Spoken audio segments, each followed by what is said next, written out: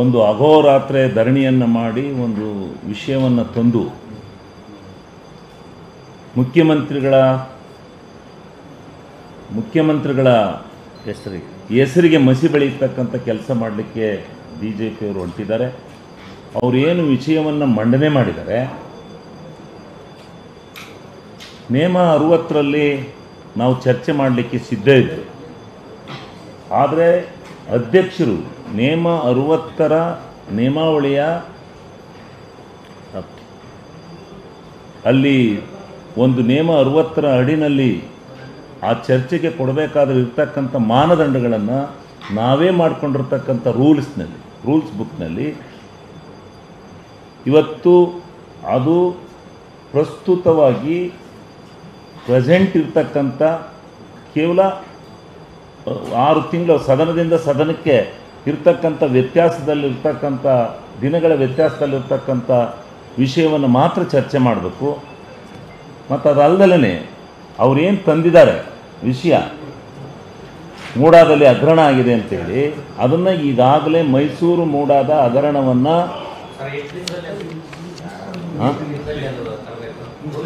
Rules ಪ್ರಕಾರ ಈ present circumstances ಇರಬೇಕು, ಪ್ರೆಸೆಂಟ್ ಘಟನೆ ಆಗಿರಬೇಕು, ಇತ್ತೀಚಿನ ವಿದ್ಯಮಾನಗಳಿಂದ ಕೂಡಿದಂಥ ಘಟನೆ ಆಗಿರಬೇಕು, ತುರ್ತು ಅಗತ್ಯ ಇರಬೇಕು. ಕರೆಕ್ಟ್ ವರ್ಡ್ ರೀಸೆಂಟ್ ಅಕರೆನ್ಸ್ ಆಗಿರ್ಬೇಕು, ಇಲ್ಲ ಕೊಡಕ್ ಬರಲ್ಲ. ಅದ್ರ ಜೊತೆಗೆ ನಮ್ಮ ಸಂಸದೀಯ ಸಚಿವರೇನು ಒಂದು ಕ್ರಿಯಾಲೋಪ ಎತ್ತಿದ್ರು, ಇತ್ತೀಚೆಗೆ ನಡೆದಿರ್ತಕ್ಕಂಥದ್ದು ಒಂದು ಕಡೆ ಆದರೆ ಈಗಾಗಲೇ ಸರ್ಕಾರ ನೀವು ಮೈಸೂರಿನ ಮೂಡವನ್ನು ಬಹಳ ಭ್ರಷ್ಟಾಚಾರ ನಡೆದಿದೆ ಅಂತೇಳಿ ಮುಖ್ಯಮಂತ್ರಿಗಳ ಮೇಲೆ ಇಂದ ಹಿಡಿದು ಎಲ್ಲರ ಮೇಲೆ 4,000 ಕೋಟಿ ಹಗರಣವನ್ನು ಏನು ಎತ್ತಾ ಇದ್ದೀರಿ, ಆ ಹಗರಣವನ್ನು ಎತ್ತಿದಂಥದ್ದಕ್ಕೆ ಈಗಾಗಲೇ ಸರ್ಕಾರ ಜುಡಿಷಿಯಲ್ ಎಂಕ್ವೈರಿಯನ್ನು ಮಾಡಿಸಿ ರಿಟೈರ್ಡ್ ಜುಡಿಷಿಯಲ್ ಎಂಕ್ವೈರಿ ಜಡ್ಜ್ ಮುಖಾಂತರ ಇದರ ಸತ್ಯಾಸತ್ಯತೆಗಳನ್ನು ಹೊರಕೆಳಿಬೇಕು ಅಂತಕ್ಕಂಥ ತೀರ್ಮಾನ ಆಗಿರೋದ್ರಿಂದ ಜುಡಿಷಿಯಲ್ ಎಂಕ್ವೈರಿ ನಡೆಯೋದಕ್ಕೆ ಪ್ರಾರಂಭ ಆಗಿರೋದ್ರಿಂದ ಮತ್ತು ಇದು 25-30 ವರ್ಷಗಳ ಕಾಲದ ಒಂದು ಘಟನೆ ಆಗಿರೋದ್ರಿಂದ ಇದನ್ನು ತೆಗೆದುಕೊಳ್ಳೋಕ್ಕೆ ಬರೋದಿಲ್ಲ. ನಾನು ಈ ಸದನದ ಸಂಪ್ರದಾಯವನ್ನು ನಿಯಮಾವಳಿಗಳನ್ನು ಮುರಿಲಿಕ್ಕೆ ನಾನು ತಯಾರಾಗಿಲ್ಲ ಅಂತಕ್ಕಂಥ ಇಚ್ಛಾಶಕ್ತಿಯನ್ನು ಹೊಂದಿ ಅಧ್ಯಕ್ಷರು ಅದನ್ನು ನಿಲುವನ್ನು ತಗೊಂಡು ರೂಲಿಂಗ್ ಕೊಟ್ಟಿದ್ದಾರೆ, ಆದೇಶ ಕೊಟ್ಟಿದ್ದಾರೆ. ಅದರ ಪ್ರಕಾರ ನಾವು ಅಲ್ಲಿ ಚರ್ಚೆ ಮಾಡಲಿಕ್ಕೆ ಆಗಲಿಲ್ಲ. ಅವರು ಅದಕ್ಕೆ ರೂಲಿಂಗನ್ನು ವಿರೋಧಿಸಿ ಅವರು ಇದು ಏನೋ ಆಗೋಗ್ಬಿಟ್ಟಿದೆ, ಏನೋ ಮುಗ್ದ ಹೋಗಿದೆ, ಇದು ಮುಖ್ಯಮಂತ್ರಿಗಳು ಎಲ್ಲೋ ಸಂಕಷ್ಟಕ್ಕೆ ಸಿಕ್ಬಿಟ್ಟಿದ್ದಾರೆ, ಏನೋ ಆಗಿಬಿಟ್ಟಿದೆ, ಏನೋ ಆಗೋಗಿದೆ ಅಂತಕ್ಕಂಥ ರೀತಿಯಲ್ಲಿ ಇವರು ಅಗೋಲತೆ ರಾಜಕೀಯ ಬಣ್ಣ ಕಟ್ಟಿ ಮಾಡ್ತಾಯಿದ್ದಾರೆ. ಅದಕ್ಕೋಸ್ಕರ ನಿಮ್ಮ ಮುಖಾಂತರ ಈ ರಾಜ್ಯದ ಜನತೆಗೆ ಸತ್ಯಾಸತ್ಯತೆಗಳನ್ನು ತಿಳಿಬೇಕು, ನೀವು ತಿಳಿಸ್ತೀರಿ ಅಂತೇಳಿ ನಿಮ್ಮ ಮೇಲೆ ಭರವಸೆ ಇಟ್ಟು ನಾವು ಇವತ್ತು ಈ ಗೋಷ್ಠಿಯನ್ನು ಪ್ರಾರಂಭ ಮಾಡ್ತಾ ಇದ್ದೀವಿ. ನಾವೆಲ್ಲರೂ ಒಂದೊಂದು ಸಬ್ಜೆಕ್ಟ್ ಬಗ್ಗೆ ನಾವು 3 ಜನ ಇದ್ದೀವಿ. ನಾವು ಅಲ್ಲಿ ಸದನದಲ್ಲೂ ಭಾಗವಹಿಸಿದ್ದು, ಅದರ ಸಂಪೂರ್ಣ ಇತಿಹಾಸ ಇಲ್ಲಿದೆ. ಸಂಪೂರ್ಣ ಇತಿಹಾಸವನ್ನು ಇಲ್ಲಿ ಇದೆ. ಇದು ನಿಮಗೆ ದಾಖಲಾತಿ ಸಮೇತ ಕೊಡ್ತೀವಿ, ಒಂದಕ್ಕೆ ದಾಖಲಾತಿ ಕೊಡ್ತೀವಿ. ಯಾವುದು ಕಟ್ಟುಕತೆ ಅಲ್ಲ, ಇದನ್ನು ವಾಸ್ತವಾಂಶಿಕವಾಗಿ ದಾಖಲೆ ಸಮೇತ ನಿಮಗೆ ಏನೇನು ನಡೆದಿದೆ 1970ರಿಂದ ಹಿಡಿದು ಇಲ್ಲಿ ತನಕ ಏನೇನು ಮುಡಾ ವಿದ್ಯಮಾನಗಳಾಯಿತು ಎಲ್ಲವನ್ನು ಕೂಡ ನಾವು ನಮ್ಮ ಶಿವಲಿಂಗಣ್ಣವರು ವಿವರಣೆ ಮಾಡ್ತೀನಿ. ಆಮೇಲೆ ಅವ್ರು ಏನೇನು ಆಪಾದನೆ ಮಾಡ್ತಾರೆ ಅಂತ ನರೇಂದ್ರ ಸ್ವಾಮಿ ಅವರು, ನಮ್ಮ ನಾರಾಯಣ ಸ್ವಾಮಿ ಅವರು ಪ್ರಶ್ನೆ ಮಾಡ್ತಾರೆ. ಇವತ್ತು ನಡೆದಿರ್ತಕ್ಕಂಥದ್ದು ಇದು ಸಾಧ್ಯ ಇಲ್ಲ. ನೀವು ಯಾವುದೇ ಕಾರಣಕ್ಕೂ ಇವತ್ತು ಕರ್ನಾಟಕ ರಾಜ್ಯದಲ್ಲಿ ಕಪ್ಪು ಚುಕ್ಕಿಯನ್ನು ತೆಗೆದುಕೊಳ್ಳದೆ ಇರತಕ್ಕಂಥ ಯಾರಾದರೂ ಒಬ್ಬ ರಾಜಕಾರಣಿ ಇದ್ರೆ ಇವತ್ತು ಈ ರಾಜ್ಯದಲ್ಲಿ ಇದ್ದಾರೆ ಅಂದರೆ ಅದು ದೇವರಾಜ ಅರಸೂರ್ ಅವರನ್ನ ಬಿಟ್ಟ ಮೇಲೆ ಸಿದ್ದರಾಮಣ್ಣವರು ಅಂತಕ್ಕಂಥ ಜನಜನಿತವಾಗಿರ್ತಕ್ಕಂಥದ್ದು ಇಡೀ ಕರ್ನಾಟಕ ರಾಜ್ಯದಲ್ಲಿದೆ, ಭಾರತ ದೇಶಕ್ಕೆ ಗೊತ್ತಿದೆ.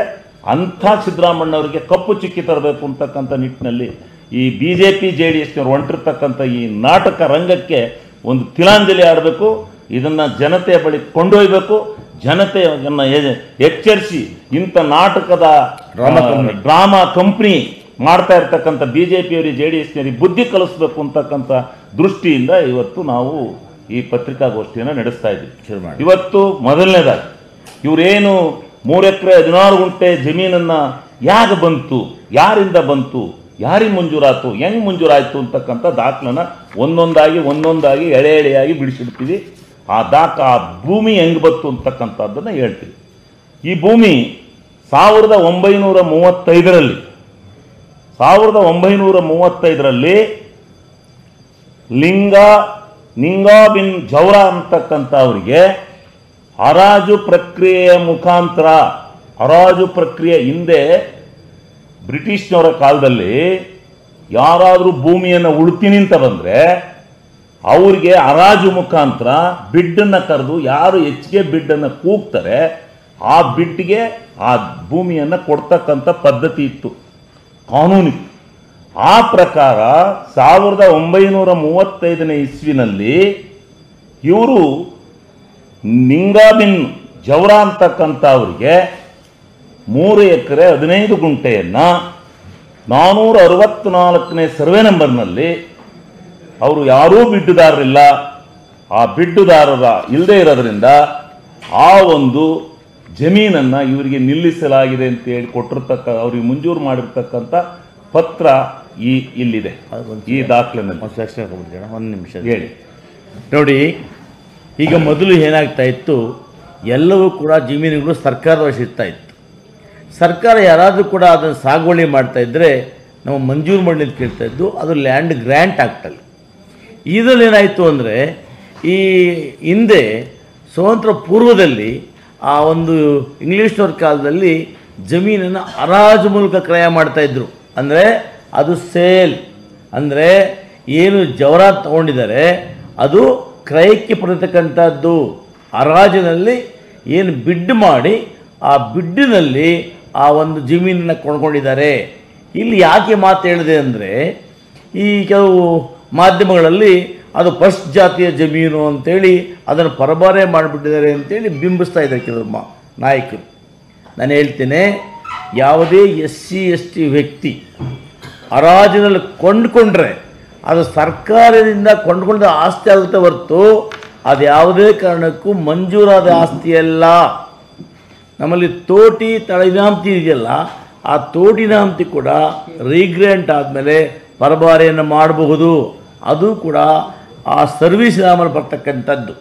ಆದರೆ ಈ ಜಮೀನು ಸ್ಪಷ್ಟಪಡಿಸ್ತೇವೆ, ಇದು ಯಾವುದೇ ಕೂಡ ಲ್ಯಾಂಡ್ ಗ್ರ್ಯಾಂಟ್ ರೂಲ್ಸಲ್ಲಿ ಮಂಜೂರಾಗಿರ್ತಕ್ಕಂಥ ಜಮೀನಲ್ಲ. ಜೊತೆಗೆ ಇದು ಯಾವುದೇ ಕೂಡ ನಿಬಂಧನೆ ಒಳಪಟ್ಟಿರ್ತಕ್ಕಂಥ ಜಮೀನಾಗಿರೋದಿಲ್ಲ.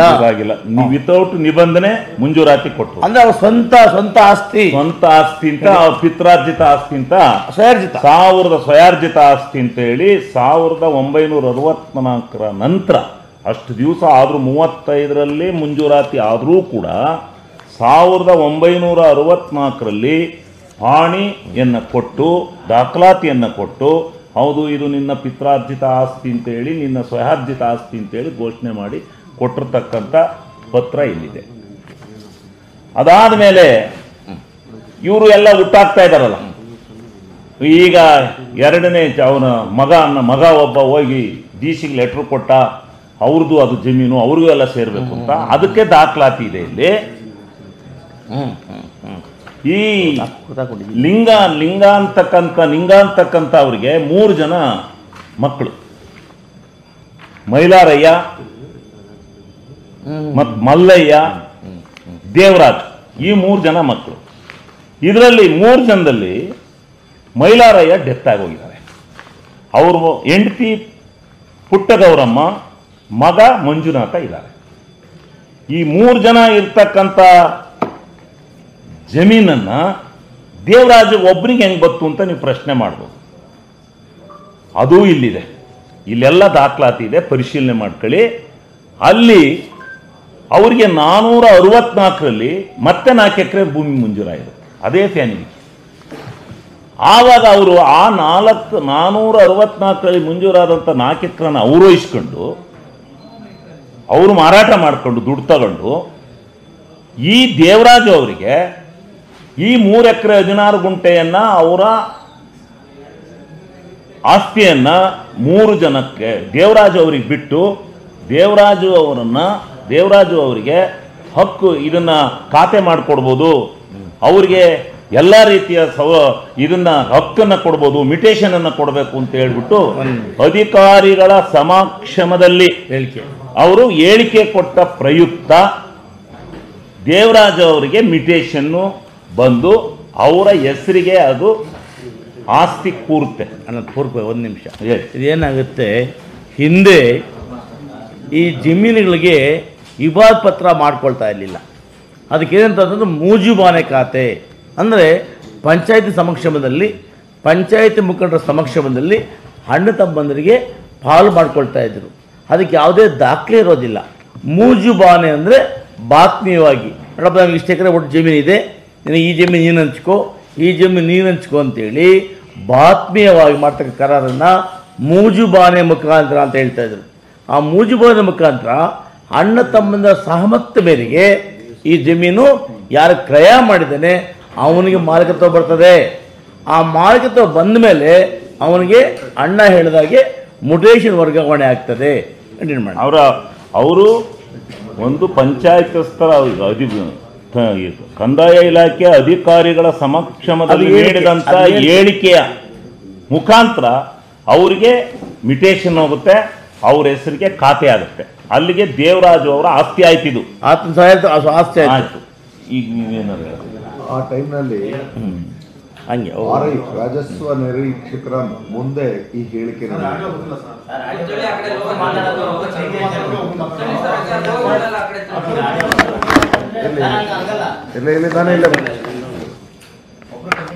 ಆ ಒಂದು ಸಂದರ್ಭದಲ್ಲಿ ಇದು ಹೇಗೆ ಪ್ರಕ್ರಿಯೆ ನಡೆದಿದೆ ಅಂತಾರೆ, ಆರ್ ಐ ಮುಂದೆ ಹೇಳಿಕೆ ಕೊಡಬೇಕಾಯಿತು. ವಂಶವೃಕ್ಷದ ಪ್ರಕಾರ ಇವರು ನಿಂಗಾ ಬಿನ್ ಜವರ ಅನ್ನೋರಿಗೆ 3 ಜನ ಮಕ್ಕಳು, ಮಲ್ಲಯ್ಯ, ಮೈಲಾರಯ್ಯ ಮತ್ತು ಜೆ ದೇವರಾಜ್. ಈ ಮೈಲಾರಯ್ಯನ ಮಕ್ಕಳು ಅವರಲ್ಲಿ ಪುಟ್ಟರಾಮನವರವರ ವೈಫು, ಅದಕ್ಕೆ ಮಕ್ಕಳು ಬಂದು ಮಂಜುನಾಥ ಸ್ವಾಮಿ 29 ವರ್ಷ. ಇವಾಗ ಏನು BJPಯವರು ಒಂದು ಹೊಸ ವರ್ಷನ ತೆಗೆದ್ರು, ಅದರಲ್ಲಿ 2 ವಿಚಾರವನ್ನು ನಾವು ಮಾಧ್ಯಮದ ಮುಖಾಂತರ ಎಡೆಯಾಗಿ ಹೇಳಲಿಕ್ಕೆ ಬಯಸ್ತೀವಿ. ಮೊದಲನೇದು SC ಲ್ಯಾಂಡ್, ಇದು SC ಲ್ಯಾಂಡನ್ನು ಖರೀದಿ ಮಾಡಿದ್ದಾರೆ ಅಂತ ಆರೋಪ ಮಾಡ್ತಾರೆ. ನಿಮ್ಮ ಮಾಧ್ಯಮದ ಮುಖಾಂತರನೂ ಇದನ್ನು SC ಲ್ಯಾಂಡ್ನ ಕೊಂಡ್ಕೊಂಡ್ರು, ಅದನ್ನು ಪರ್ಮಿಷನ್ ತೊಗೊಂಡಿಲ್ಲ, ಹಾಗೆ ಹೀಗೆ ಅಂತ ಮಾಡಿ. ಎರಡನೇದಾಗಿ ಅದು ಗ್ರ್ಯಾಂಟ್ ಲ್ಯಾಂಡ್ ಅಲ್ಲ, ಅದು ಹರಾಜಲ್ಲಿ ತಗೊಂಡಿರೋದು ಅನ್ನೋದು ಖಾತ್ರಿ ಆದಮೇಲೆ ಇನ್ನೊಂದು ವರ್ಷ ಬದಲಿಸ್ತಾರೆ BJPಯವರು. ಅದಕ್ಕೆ ನಮ್ಮ ಕೊಳ್ಳೇಗಾಲದ ಮಾಜಿ ಶಾಸಕರು, ಮಾಜಿ ಸಚಿವರು ಹೊಸ ಹುನ್ನಾರನ ಇಟ್ಕೊಂಡು ಅದನ್ನು ಮಂಜುನಾಥ ಸ್ವಾಮಿ ಅನ್ನೋಂಥ ಇನ್ನೊಬ್ಬರ ಮಗನ ಕೈನಲ್ಲಿ ಒಂದು ದೂರನ್ನು ಕೊಡಿಸ್ತಾರೆ. ಆ ದೂರು ಏನಪ್ಪ ಅಂದರೆ ಇಲ್ಲಿ ಸ್ಪಷ್ಟವಾಗಿ ಆ ಮಂಜುನಾಥ ಸ್ವಾಮಿಯ ಸಹಿ ಕೂಡ ಆವತ್ತಿನ ದಿನನೇ ಇದೆ, ಇವತ್ತೊಂದಲ್ಲ. ಇದು ಯಾವತ್ತೊಂದು ಇವರು ಮಾತಾಡ್ತಾ ಇರ್ತಕ್ಕಂಥ ವಿಚಾರ ಅದು ಎಷ್ಟಾಯ್ತದು,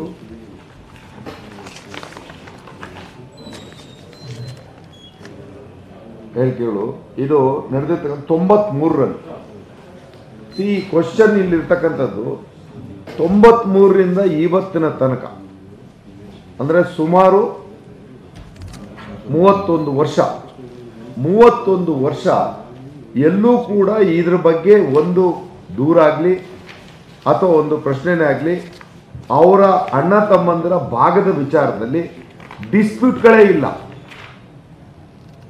ಸ್ಪಷ್ಟಪಡಿಸ್ತಕ್ಕಂಥ ವಿಚಾರ ಇಲ್ಲೇ, ಅವರಲ್ಲಿ ಒಂದು ಡಿಸ್ಪ್ಯೂಟ್ ಇಲ್ಲಿ ತನಕನೂ ಇಲ್ಲ.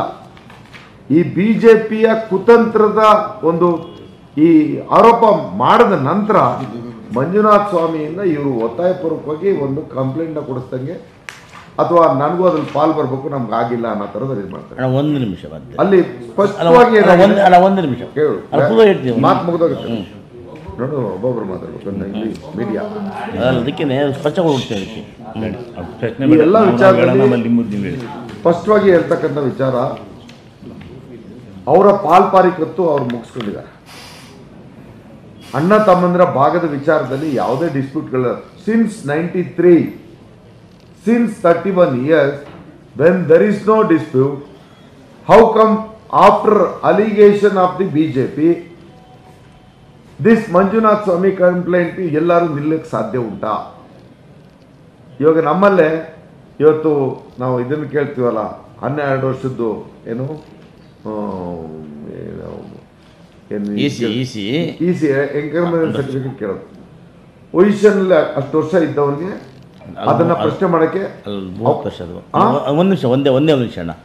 ಏನಾಗುತ್ತೆ ಈ ಮುಟೇಷನ್ ಅಂದರೆ ಒಂದು ಹಕ್ಕನ್ನು ವರ್ಗಾವಣೆ ಆಗ್ತಕ್ಕಂಥದ್ದನ್ನು, ಅದನ್ನು ಯಾರಾದರೂ ಕೂಡ ತಪ್ಪು ಅಂತ ಪ್ರಶ್ನೆ ಮಾಡಬೇಕಾದ್ರೆ ವಿತಿನ್ 12 years ಮಾಡಬೇಕು.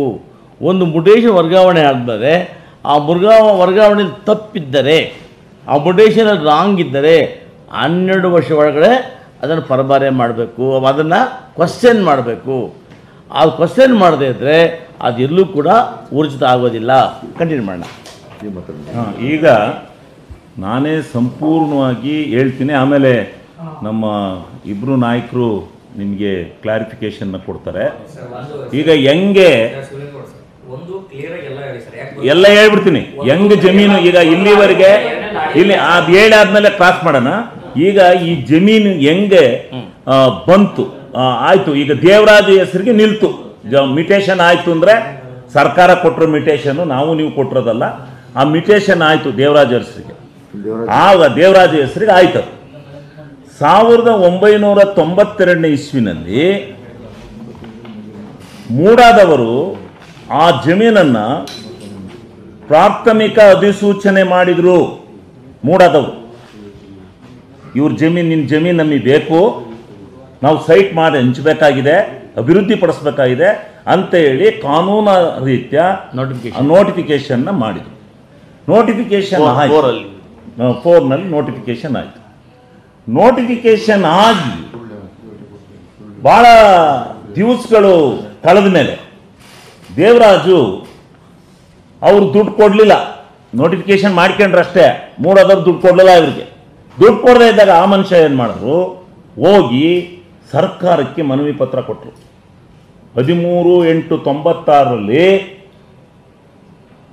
ಅವತ್ತಿನ ನಗರಾಭಿವೃದ್ಧಿ ಸಚಿವರಾಗಿದ್ದಂಥ ಬಚ್ಚೇಗೌಡರಿಗೆ ಈ ರೀತಿ ನನ್ನ ಜಮೀನನ್ನು ಅಕ್ವೈರ್ ಮಾಡ್ಕೊಂಡ್ರು, ದುಡ್ಡನ್ನೂ ಕೊಟ್ಟಿಲ್ಲ, ಈ ಕಡೆ ನಮ್ಮ ಜಮೀನು ಬಿಟ್ಕೊಟ್ಟಿಲ್ಲ, ನಮಗೆ ದಯಮಾಡಿ ನನಗೆ ಜಮೀನನ್ನು ಬಿಡಿಸ್ಕೊಡ್ಬೇಕು ಅಂತಕ್ಕಂಥ ಒಂದು ಮನವಿಯನ್ನು ಸರ್ಕಾರದ ಮಂತ್ರಿಗಳಿಗೆ ಕೊಟ್ಟರು. ಮಂತ್ರಿಗಳು ಬರೆದ್ರು, ಇದರ ವಿಚಾರದ ಮಹತ್ವ ಏನಿದೆ ಇದರಲ್ಲಿ, ಯಾರು ಡಿನೋಟಿಫೈ ಮಾಡಿದೆ, ಅವ್ರಿಗೆ ಯಾರು ದುಡ್ಡು ಕೊಟ್ಟಿಲ್ಲ, ಇದೆಲ್ಲವನ್ನು ಸರ್ಕಾರದಿಂದ ತರಿಸ್ಬೇಕು ಅಂತೇಳಿ ಬರೆದ್ರು. ಅವರು ಸರ್ಕಾರದಿಂದ ಬರೆದು ಕೊಟ್ಟರು. ಸರ್ಕಾರ ಎಂಕ್ವೈರಿ ಮಾಡ್ತು, ಇದು ಮಾಡಿದ್ದಾರೆ, ಅದರ ದುಡ್ಡು ಕೊಟ್ಟಿಲ್ಲ. ಈಗ ಆ ವ್ಯಕ್ತಿ ಪುನಃ ನನಗೆ ಜಮೀನು ಬೇಕು ಅಂತ ಕೇಳಿದಾಗ ಬಿಟ್ಕೊಡೋದ್ರಲ್ಲಿ ಯಾವುದೇ ಅಭ್ಯಂತರ ಇಲ್ಲ ಅಂತೇಳಿ ಅದಕ್ಕೆ ಕೊಟ್ಟು ಇಲ್ಲೆಲ್ಲ ನಿಮಗೆ ಫುಲ್ಲು ದಾಖಲಾತಿ ಕೊಡ್ತೀವಿ. ಡಿಲಿಮಿಟೇಷನ್ ಆಗ ಅಲ್ಲ, ಅದು ಅಷ್ಟಕ್ಕಾಗಲಿಲ್ಲ. ಆಯ್ತು, ಅದಾದಮೇಲೆ ಏನು ಅಷ್ಟಕ್ಕೆ ಡಿನೋಟಿಫಿಕೇಶನ್ ಮಾಡಲಿಲ್ಲ. ಮಾಡದೇ ಇದ್ಮೇಲೆ ಮೂಡಾ ಕಮಿಷನರಿ ಬರೆದ್ರು. ಮೂಡಾ ಕಮಿಷನರು ಆಯಿತು, ನಾವು ಡಿನೋಟಿಫೈ ಮಾಡೋದಕ್ಕೆ ನಮ್ಮ ಸಹಮತ ಇದೆ ಅಂತ ಕಮಿಷನರು ಕೊಟ್ಟರು. ಕಮಿಷನರು ಕೊಟ್ಟಮೇಲೆ ಮೂಡಾದಲ್ಲಿ ರೆಸಲ್ಯೂಷನ್ ಆಯಿತು. ರೆಸಲ್ಯೂಷನ್ ಆಗಿ ಈ ಜಮೀನನ್ನು ಬಿಟ್ಕೊಡೋದಕ್ಕೆ ನಮ್ಮ ಅಭ್ಯಂತರ ಇಲ್ಲ ಅಂತ ಸರ್ಕಾರಕ್ಕೆ ರೆಸಲ್ಯೂಷನ್ನ ಕೊಟ್ಟರು. ರೆಸಲ್ಯೂಷನ್ ಕೊಟ್ಟ ಮೇಲೆ ಇವರೇನು ಮಾಡಿದರು, ಮತ್ತೆ ಇವರು ಅಷ್ಟಕ್ಕೆ ಮಾಡಲಿಲ್ಲ. ಆಗೊಂದು ಸಮಿತಿ ಇತ್ತು, ಆ ಸಮಿತಿನಲ್ಲಿ 3 ಜನ ಸಮಿತಿ ಇತ್ತು. ವಿ ಸುಬ್ರಹ್ಮಣ್ಯಮ್ಮನ್ನು ಮತ್ತು ಕಾರ್ಯದರ್ಶಿ ಇವರೆಲ್ಲ ಸೇರಿ ಒಂದು ಕಮಿಟಿ ಮಾಡಿ ಅಲ್ಲಿ ಒಂದು ಜಮೀನನ್ನು ಪರಿಶೀಲನೆ ಮಾಡಿ ಯಾವ ರೀತಿ ಬಿಟ್ಕೊಡ್ಬೇಕು ಅಂತಕ್ಕಂಥ ಒಂದು ಆ ವಿಚಾರದಲ್ಲಿ ಹಿಂದೆ ರಾಜ್ಯದ ಹಲವಾರು ನಗರಾಭಿವೃದ್ಧಿ ಪ್ರಾಧಿಕಾರಗಳಲ್ಲಿ ಭೂ ಸ್ವಾಧೀನ ಪ್ರಕ್ರಿಯೆಯಲ್ಲಿ ಉಪಯೋಗಕ್ಕೆ ಬರ್ತಕ್ಕಂಥ ಜಮೀನು ಅಥವಾ ಕೈ ಬಿಡ್ತಕ್ಕಂಥ ಜಮೀನು ಬಗ್ಗೆ ರಾಜ್ಯದ ಅಂದಿನ ಈ ಪ್ರಕರಣದಲ್ಲಿ ಬಾಲಸುಬ್ರಹ್ಮಣ್ಯ ನೇತೃತ್ವದ ಸಮಿತಿ ಪೂರ್ಣ ಪ್ರಮಾಣದ ಇದನ್ನು ಕೈಬಿಡೋದಕ್ಕೆ ತೀರ್ಮಾನ, ಇದೊಂದೇ ಪ್ರಕರಣ, ರಾಜ್ಯದ ಹಲವಾರು ಅಭಿವೃದ್ಧಿ ಪ್ರಾಧಿಕಾರಗಳ ಜಮೀನುಗಳನ್ನ ಬಿಡ್ತಕ್ಕಂಥ ತೀರ್ಮಾನ ಅನ್ನಲಾಗಿದೆ. ಅದರಲ್ಲಿ ಈ ಜಮೀನು ಕೂಡ ಕೈಬಿಟ್ಟಿದೆ. ಈ ಜಮೀನನ್ನು ಅದ್ರ ಜೊತೆಗೆ 3 ಎಕರೆ 16 ಗುಂಟೆ ಜಾಗನ ಅವರು ಬಿಟ್ಕೊಟ್ಟದ್ದಲ್ದಲೇ 19 ಪ್ರಕರಣಗಳನ್ನು ಅವ್ರ ಅಧ್ಯಕ್ಷತೆಯಲ್ಲಿ ತೀರ್ಮಾನ ಮಾಡಿ ಸರ್ಕಾರ ಅವರವ್ರ ಆಸ್ತಿನ ಅವ್ರಿಗೆ ವಾಪಸ್ಸು ಕೊಟ್ಟಿದೆ. ಸರ್ಕಾರ ಅವ್ರ ಆಸ್ತಿನ ಅವ್ರಿಗೆ ವಾಪಸ್ಸು ಕೊಟ್ಟಾಯಿತು. ಕೊಟ್ಟಾದ ಮೇಲೆ ಆ ಒಂದು ಭೂ ಪರಿವರ್ತನೆ ಈ ಜಾಗನ ಬಿಟ್ಟು ಕೈ ಬಿಟ್ಟ ಮೇಲೆ ಅವನು ದೇವರಾಜು ಅವರ ಸ್ವಾಧೀನದಲ್ಲಿತ್ತು. ದೇವರಾಜು ಅವರ ಸ್ವಾಧೀನದಲ್ಲಿದ್ದಂಥ ಜಮೀನನ್ನು ಇವರು ಏನು ಮಾಡಿದರು, ಜಿಲ್ಲಾಧಿಕಾರಿಗಳಿಗೆ ಕೊಟ್ಟು ಅವ್ರ ಹೆಸರಿಗೆ ಮ್ಯೂಟೇಷನ್ನ ಮತ್ತೆ ಪುನಃ ಮಾಡಿಸ್ಕೊಂಡು ದೇವರಾಜು ಅವರ ಹೆಸರಿನಲ್ಲಿದ್ದಂಥ ಜಮೀನನ್ನು ಅವರು 2004ರಲ್ಲಿ ಇವರಿಗೆ ಮಲ್ಲಿಕಾರ್ಜುನ ಸ್ವಾಮಿ ಇವರು ಇದು ಅದೇ ಹಿಡ್ಕೊಂಡಿರೋದು. ಇವರು ಬಿ ಜೆ ಪಿಯವರು ಏನು ಚೀಫ್ ಮಿನಿಸ್ಟ್ರು ಬಾಮೈದ ತಗೊಂಬಿಟ್ಟಿದ್ದಾನೆ ಜಮೀನ ಅಂತ ತಗೊಂಬಿಟ್ಟಾರೆ. ಏನು ಕೊತ್ತು ತಗೊಂಡಾರ, ರಾಜಾರೋಷವಾಗಿ ಕ್ರಯಪತ್ರ ಮಾಡ್ಕೊಂಡು ತಗೊಂಡಿದ್ದಾರೆ. ಹಂಗಾರೆ ಯಾರ ಚೀಫ್ ಮಿನಿಸ್ಟ್ರು ಬಾಮೈದ್ದರು ತಗೊಂಡಲ್ಲ ಈ ದೇಶದಲ್ಲಿ ಜಮೀನ? ಇವ್ರು ಏನು ಕೇಳೋದು? ಅವ್ರು ತಗೊಂಡು 2010ರಲ್ಲಿ ಈ ಜಮೀನನ್ನು ಅವರು ಇದಕ್ಕೆ ಕೊಟ್ಟರು. ಯಾರಿಗೆ? 2010ರಲ್ಲಿ ಅವರ ಇವರಿಗೆ ಮುಖ್ಯಮಂತ್ರಿಗಳ ಪತ್ನಿಯವರಿಗೆ ಈ ಕುಂಕುಮ ಇದು ಅಂತ ಹೇಳಿ ಏನೊಂದು ದಾನಕ್ಕೆ ಕೊಟ್ಟು, ನಮ್ಮ ದಾನ ಇದೆ, ಆ ದಾನವನ್ನು ಮಾಡಿದ್ರು. ಆ ದಾನವನ್ನು ಮಾಡಿದ ಮೇಲೆ ಅದು ಅಲ್ಲೇ ಇತ್ತು, ಆ ಭೂಮಿ ಏನೂ ಆಗಿರಲಿಲ್ಲ, ಆ ಭೂಮಿ ಇದು. ಆದರೆ ಈ ಮಧ್ಯದಲ್ಲಿ ಮತ್ತೆ ಈ ಮೂಡಾದರ ಕತೆ, ಇವರು ಮತ್ತೆ ಬಂದು ಅದನ್ನು ಇವ್ರಿಗೆ ಹೇಳ್ದೆ ಕೇಳ್ದಲ್ಲೇ ಅಕ್ರಮ ಪ್ರವೇಶ ಮಾಡಿ ಆ ಸೈಟನ್ನು ಫಾರ್ಮೇಷನ್ ಮಾಡಿ ಆ ಜಾಗದಲ್ಲಿ ಆ 3 ಎಕರೆ 16 ಗುಂಟನಲ್ಲಿ ಆ ಜಮೀನನ್ನು ಸ್ವಾಧೀನಪಡಿಸ್ಕೊಂಡ್ರು. ಈ ಮಧ್ಯೆ 2004ರಲ್ಲಿ ಈ ಭೂಮಿಯನ್ನು ಖರೀದಿ ಮಾಡಿದ್ಮೇಲೆ ಮಲ್ಲಿಕಾರ್ಜುನ ಸ್ವಾಮಿಯವರು ಭೂ ಪರಿವರ್ತನೆಗೆ ಅರ್ಜಿ ಹಾಕಿದ್ದಾರೆ. ಆ ಭೂ ಪರಿವರ್ತನೆಯೂ ಕೂಡ 2005ರಲ್ಲಿ ಆಗಿದೆ. ಇದು ಗಮನಿಸಬೇಕಾದಂಥ ಅಂಶ. ಹೌದು, ಭೂ ಪರಿವರ್ತನೆ ಇವ್ರು ತಗೊಂಡು ಭೂ ಪರಿವರ್ತನೆ ಆದಮೇಲೆ ಗೂಡಾದರೂ ಅದನ್ನು ಅಕ್ರಮ ಪ್ರವೇಶ ಮಾಡಿ ಸೈಟನ್ನು ಮಾಡಿ ಹಂಚುತ್ತಾರೆ. ಹಂಚಿದ ಮೇಲೆ ಅದನ್ನು ಇವರು ಇದು ದಾನಪತ್ರ ಮಾಡ್ತಾರೆ. ದಾನಪತ್ರ ಮಾಡಿದ ನಂತರ ಇವರು ದಾನಪತ್ರ ಮಾಡಿದ ಗೊತ್ತಾದ ಮೇಲೆ ಅವರಿಗೆ ಪತ್ರ ಬರೀತಾರೆ. ನಮ್ಮ ಜಮೀನನ್ನು ನೀವು ಈ ರೀತಿ ಅಕ್ರಮವಾಗಿ ಪಡೆದಿದ್ದೀರಿ, ನಮಗೆ ಆ ಜಮೀನನ್ನು ವಾಪಸ್ ಕೊಡಿ, ಇಲ್ಲ ಅಂದರೆ ಸಮಾನಾಂತರ ಜಮೀನನ್ನು ಕೊಡ್ತಕ್ಕಂಥ ಕೆಲಸವನ್ನು ಮಾಡಿ, ನೀವು ಮಾಡಿರ್ತಕ್ಕಂಥದ್ದು ತಪ್ಪು ಅಂದಾಗ ಒಪ್ಕೋತಾರೆ. ಕೂಡ ಮೀಟಿಂಗ್ನಲ್ಲಿ ನಿರ್ಣಯ ಮಾಡ್ತಾರೆ, ನಾವು ಮಾಡಿರ್ತಕ್ಕಂಥದ್ದು ತಪ್ಪು, ನಾವು ನಿಮಗೆ ಸಮಾನಾಂತರವಾದಂಥ ಭೂಮಿಯನ್ನು ಕೊಡ್ತೇವೆ ಅಂತ ಹೇಳಿ ಕೊನೆಗೆ ಇವರು ಏನು ಮಾಡ್ತಾರೆ, ಒಂದು ಕಾನೂನಿನಡಿಯಲ್ಲಿ 50-50 ರೇಷೋದಲ್ಲಿ, ಇದು ಎಲ್ಲ ಕಡೆ ನಡೆದಿರ್ತಕ್ಕಂಥ ಕಾನೂನು. ಯಾರ್ದಾದ್ರೂ ಜಮೀನನ್ನು ವಶಪಡಿಸ್ಕೊಂಡಿದ್ರೆ ಇವತ್ತು ನಡೀತಾ ಇರ್ತಕ್ಕಂಥದ್ದು ಜಾಯಿಂಟ್ ವೆಂಚರು, ಮತ್ತು ಯಾವುದಾದ್ರು ಜಮೀನನ್ನು ವಶಪಡಿಸ್ಕೊಂಡಿದ್ರೆ ಅವರಿಗೆ ಫಾರ್ಮೇಷನ್ ಮಾಡಿರೋ ಖರ್ಚಿನಲ್ಲಿ 50% ಮುರ್ಕೊಂಡು ನಿಮಗೆ 50% ಸೈಟ್ಗಳನ್ನು ನಿಮಗೆ ಡೆವಲಪ್ಡ್ ಏರಿಯಾನ ನಿಮಗೆ ಕೊಡ್ತೀವಿ ಅಂತಕ್ಕಂಥ ನಾವು ಈಗ ತಪ್ಪು ಮಾಡಿದ್ವಿ ನಿಮಗೆ ಕೊಡ್ತೀವಿ ಅಂತ ಹೇಳಿ ಅವತ್ತು ಇದ್ದವರು ಯಾರು? BJPಯ ಅಧ್ಯಕ್ಷರು, BJPಯ ಕಾರ್ಯಕಾರಿ ಮಂಡಳಿ, ಬೊಮ್ಮಾಯಿಯವರು ಮುಖ್ಯಮಂತ್ರಿ, ರಾಜ್ಯದ ಮುಖ್ಯಮಂತ್ರಿ. ಇಂಥವರು ಆಗೇನು ಸಿದ್ದರಾಮಯ್ಯನವರು ಇಲ್ಲಿ ಮುಖ್ಯಮಂತ್ರಿಗಳಾಗಿದ್ರ? ಅವರು ವಿರೋಧ ಪಕ್ಷದಲ್ಲಿದ್ದರು. ಇವರೇ ಬರ್ಕೊಟ್ಟು ಅಲ್ಲಿ ರೆಸಲ್ಯೂಷನ್ ಮಾಡ್ತಾರೆ. GT ದೇವೇಗೌಡರು ಹೇಳ್ತಾರೆ 50-50 ಶೇರಿಂಗ್ನಲ್ಲಿ ಮಾಡಿರ್ತಕ್ಕಂಥ ತಪ್ಪನ್ನು ನಾವು ತಿದ್ಕೋಬೇಕು, ನಾವು ಅವ್ರ ಜಮೀನ ಅಕ್ರಮ ಮಾಡಿ ಸ್ವಾಧೀನಪಡಿಸ್ಕೊಂಡಿರೋದು ತಪ್ಪಿದೆ, 50-50 ಶೇರಿಂಗ್ನಲ್ಲಿ ಕೊಡಿ ಅಂತ ರೆಸೊಲ್ಯೂಷನ್ ಬರೀತಾರೆ. ಇಲ್ಲಿದೆ ದಾಖಲಾತಿ ಫುಲ್ಲು. ಮರಿತಿಬ್ಬೇಗೌಡರು ಹೇಳ್ತಾರೆ ಅಷ್ಟೇ ಜಮೀನನ್ನು ಅವ್ರಿಗೆ ಕೊಡಿ ಅಂತ ಹೇಳ್ತಾರೆ. 3 ಎಕರೆ 16 ಗುಂಟೆನೇ ಕೊಡಿ ಅಂತ ಹೇಳ್ತಾರೆ. ಇತಿಹಾಸದಲ್ಲಿ ಇಲ್ಲೇ ದಾಖಲಾತಿಗಳಿದೆ. ಎಷ್ಟು ಜನಕ್ಕೆ, ಸುಮಾರು 12ರಿಂದ 17 ಜನಕ್ಕೆ ಎಷ್ಟು ಭೂಮಿಯನ್ನ ಸ್ವಾಧೀನಪಡಿಸ್ಕೊಂಡಿದ್ರು ಅಷ್ಟೇ ಭೂಮಿಯನ್ನ ವಾಪಸ್ ಕೊಟ್ಟಿರ್ತಕ್ಕಂಥ ದಾಖಲಾತಿಗಳಿಲ್ಲಿದ್ದಾವೆ. ಅಷ್ಟೇ ಭೂಮಿಯನ್ನು ವಾಪಸ್ ಕೊಟ್ಟಿರ್ತಕ್ಕಂಥದ್ದು. ಇವರು ಅಷ್ಟನ್ನು ಕೇಳಿಲ್ಲ. 50-50 ಶೇರಿಂಗಿಗೆ ಒಪ್ಕೊಂಡು ಅವರು ಲೆಟ್ರ್ ಕಳಿಸಿದ ಮೇಲೆ ಇಲ್ಲ ನಿಮಗೆ 50-50 ಶೇರಿಂಗ್ನಲ್ಲಿ ನಾವು ಕೊಡ್ತೀವಿ, ನೀವು ತಗೊಳ್ಳಿ ಅಂತ ಅಂದಾಗ ಆಯಿತು ಅಂತೇಳಿ ಒಪ್ಕೊಂಡು 50-50 ಶೇರಿಂಗ್ನಲ್ಲಿ ಇವರು ಕೊಟ್ಟಂಥ ಜಮೀನನ್ನು ಅವ್ರಿಗೇನು ಕೊಟ್ಟರು, ಇವ್ರು ಕೊಟ್ಟದ್ದು 1,48,000 ಚದರಡಿ ಇವ್ರ ಜಾಗ ಹೋಯಿದ್ದು. ಇವ್ರು ತಗೊಂಡದ್ದು 38,284 ಚದರಡಿ. ಇವ್ರದ್ದು ಹೋಗಿದ್ದು 3 ಎಕರೆ 16 ಗುಂಟೆಗೆ 1,48,000 ಚದರಡಿ. ಇವ್ರು ತಗೊಂಡದ್ದು 38,284 ಚದರಡಿ. ಇದರಲ್ಲಿ ಯಾರು ತಪ್ಪಿದೆ? ಅವರೇನು ಮೂಡಾದರು ಎಲ್ಲ ಏನು ಕಣ್ಣು ಇದು ಮಾಡ್ಕೊಂಡಿದ್ರು. ಇವ್ರು ಒಬ್ರಿಗೆ ಕೊಟ್ಟಾರ? ಎಷ್ಟು ಜನ ಕೊಟ್ಟಿದ್ದಾರೆ? ದಾಖಲಾತಿ ಬೇಡವಾ? ಮುಖ್ಯಮಂತ್ರಿನ ಒಂದೇ ಒಂದು ಕಾರಣಕ್ಕೆ ಇದನ್ನು ಎತ್ತಿಡ್ಕೊಂಡು ಇದನ್ನೇನಾದ್ರೂ ರಾಜ್ಯದ ಜನತೆಗೆ ಮಿಸ್ಲೀಡ್ ಮಾಡುವಂಥ ದೃಷ್ಟಿಯಿಂದ ಏನೋ ಆಗೋಗ್ಬಿಟ್ಟಿದೆ. ಏನಾಗಿದೆ? ಇದೆಲ್ಲ ದಿನನಿತ್ಯ ನಡೀತಾ ಇರ್ತಕ್ಕಂಥ ಲ್ಯಾಂಡ್ ಡೆವಲಪರ್ಸ್ ಪ್ರಕ್ರಿಯೆ ಇದು. ಆ ಪ್ರಕ್ರಿಯೆಯಲ್ಲಿ ಇವ್ರಿಗೆ ಕೊಟ್ಟಿದ್ದಾರೆ. ಇವ್ರಿಗೇನು, ಇವ್ರ ವಾದ ಏನು? ಬೆಲೆ ಬಾಳ್ತಕ್ಕಂಥ ಜಾಗದಲ್ಲಿ ಕೊಟ್ಟಿದ್ದಾರೆ. ಬೇಡ, ನಾವು ಸನ್ಮಾನ್ಯ ಮುಖ್ಯಮಂತ್ರಿಗಳಿಗೆ ವಿನಂತಿ ಮಾಡಿಕೊಡ್ತೇವೆ, ಆ ಜಮೀನನ್ನು ಬೇಕಾದ್ರೆ ಬಿಡಿಸ್ಕೊಡ್ತೇವೆ.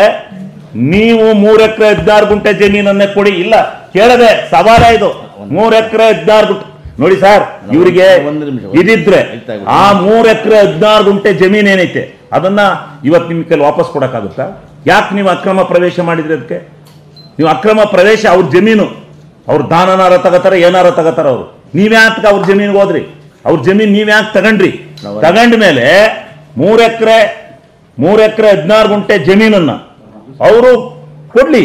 3 ಎಕರೆ 16 ಗುಂಟೆ ಕೊಡಕ್ಕಾಗದಕ್ಕೆ ನಿಮ್ಮ ಮಾಡಿದ ತಪ್ಪನ್ನ ಮುಚ್ಕೊಳ್ಳೋಕ್ಕೋಸ್ಕರ 50-50 ಶೇರಿಂಗ್ನಲ್ಲಿ ನೀವೇ ಮೂಡಾದಲ್ಲಿ ರೆಸೊಲ್ಯೂಷನ್ ಮಾಡಿ ಅವ್ರಿಗೆ ಜಮೀನು ಕೊಟ್ಟು, ಈಗ ಹಿಂದ್ಗಡೆಯಿಂದ ನೀವೇ ಬಿಜೆಪಿಯರೇ ಕೊಟ್ಟು ನಾಚಿಕೆ ಆಗಬೇಕು. ಇವರೇ ಕೊಟ್ಟಿರ್ತಕ್ಕಂಥವ್ರು ಅವತ್ತು ಯಾರ್ದು ಅಧಿಕಾರ ಇದ್ದದ್ದು? ಅಧಿಕಾರ ಯಾರ್ದು ಇತ್ತು? ಇವ್ರು ಅಧಿಕಾರ ಇಟ್ಕೊಂಡು ಸಿದ್ದರಾಮಯ್ಯನವರಿಗೆ ಏನೋ ತಪ್ಪಾಗಿದೆ, ನಮ್ದು ನಾವು ಮಾಡಿರೋ ತಪ್ಪಾಗಿದೆ, ಒಪ್ಕೊಳ್ಳಿ ಅಂತ ಹೇಳ್ಬಿಟ್ಟು ಅವರನ್ನ ಒಪ್ಪಿಸಿ ಅವ್ರಿಗೆ ಇಷ್ಟು ಜಮೀನು ಕೊಟ್ಟು ಈಗ ನೀವು ಅದು ಹಂಗಾಯಿತೆ ಅದ್ರಲ್ಲಿ ತಗೊಂಡಿದ್ರಿ. ನಿಮ್ಮಿಂದ ಯಾರು ಕೊಡಿ ಅಂದರಲ್ಲಿ? ಏನು ಸಿದ್ದರಾಮಯ್ಯನವ್ರು ನಿಮ್ಗೆ ಅರ್ಜಿ ಹಾಕಿದ್ರ? ಅದೇ ಜಾಗದಲ್ಲಿ ಕೊಡಿ ಅಂತ ಅರ್ಜಿ ಹಾಕಿದ್ರೇನ್ರಿ? ಇಲ್ಲಿ ಒಂದು ನಿಮಿಷ ನಾನು ಮುಗಿಸ್ಬಿಡ್ತೀನಿ. ನಾನು ಮುಗಿಸಿದ ಮೇಲೆ ನೀವು ಅಲ್ಲಲ್ಲ, ಅಲ್ಲಿ ಮಾಡಿರೋದು ಅವರು ಏನು ತಪ್ಪಿದೆ?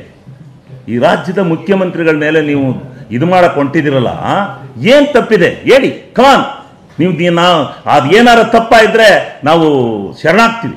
ಅದು ಬಿಟ್ಬಿಟ್ಟು ನೀವೇನೂ ತಪ್ಪು ಮಾಡದೇ ಇರೋರನ್ನ ಇದೊಂದು ಇಶ್ಯೂ ಮಾಡ್ಕೊಂಡು ರಾಜಕೀಯದ ನೇಪನ ಮಾಡ್ಕೊಂಡು ಈ ರಾಜ್ಯದಲ್ಲ ಈ ದೇಶದಲ್ಲಿ ಸಿದ್ದರಾಮಯ್ಯನವ್ರದೇ ಆದಂಥ ಒಂದು ಘನತೆ ಗೌರವ ಇರತಕ್ಕಂಥ ಅವರ ವ್ಯಕ್ತಿತ್ವನ ಹಾಳು ಮಾಡಬೇಕು ಜನಗಳಲ್ಲಿ ಅಂತ ಹೇಳ್ಬಿಟ್ಟು ನೀವು ಹೊಂಟಿದಿರಲ್ಲ. ನೀವು ಇದರಿಂದ ಸಾಧ್ಯನಾ?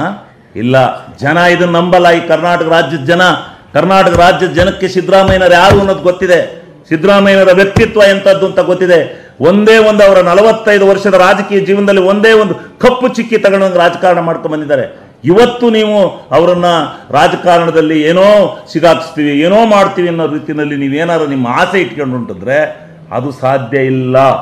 ಅದು ಯಾವುದೇ ಕಾರಣದಿಂದ ಸಾಧ್ಯ ಇಲ್ಲ. ನೀವೇ ಹೇಳಿ.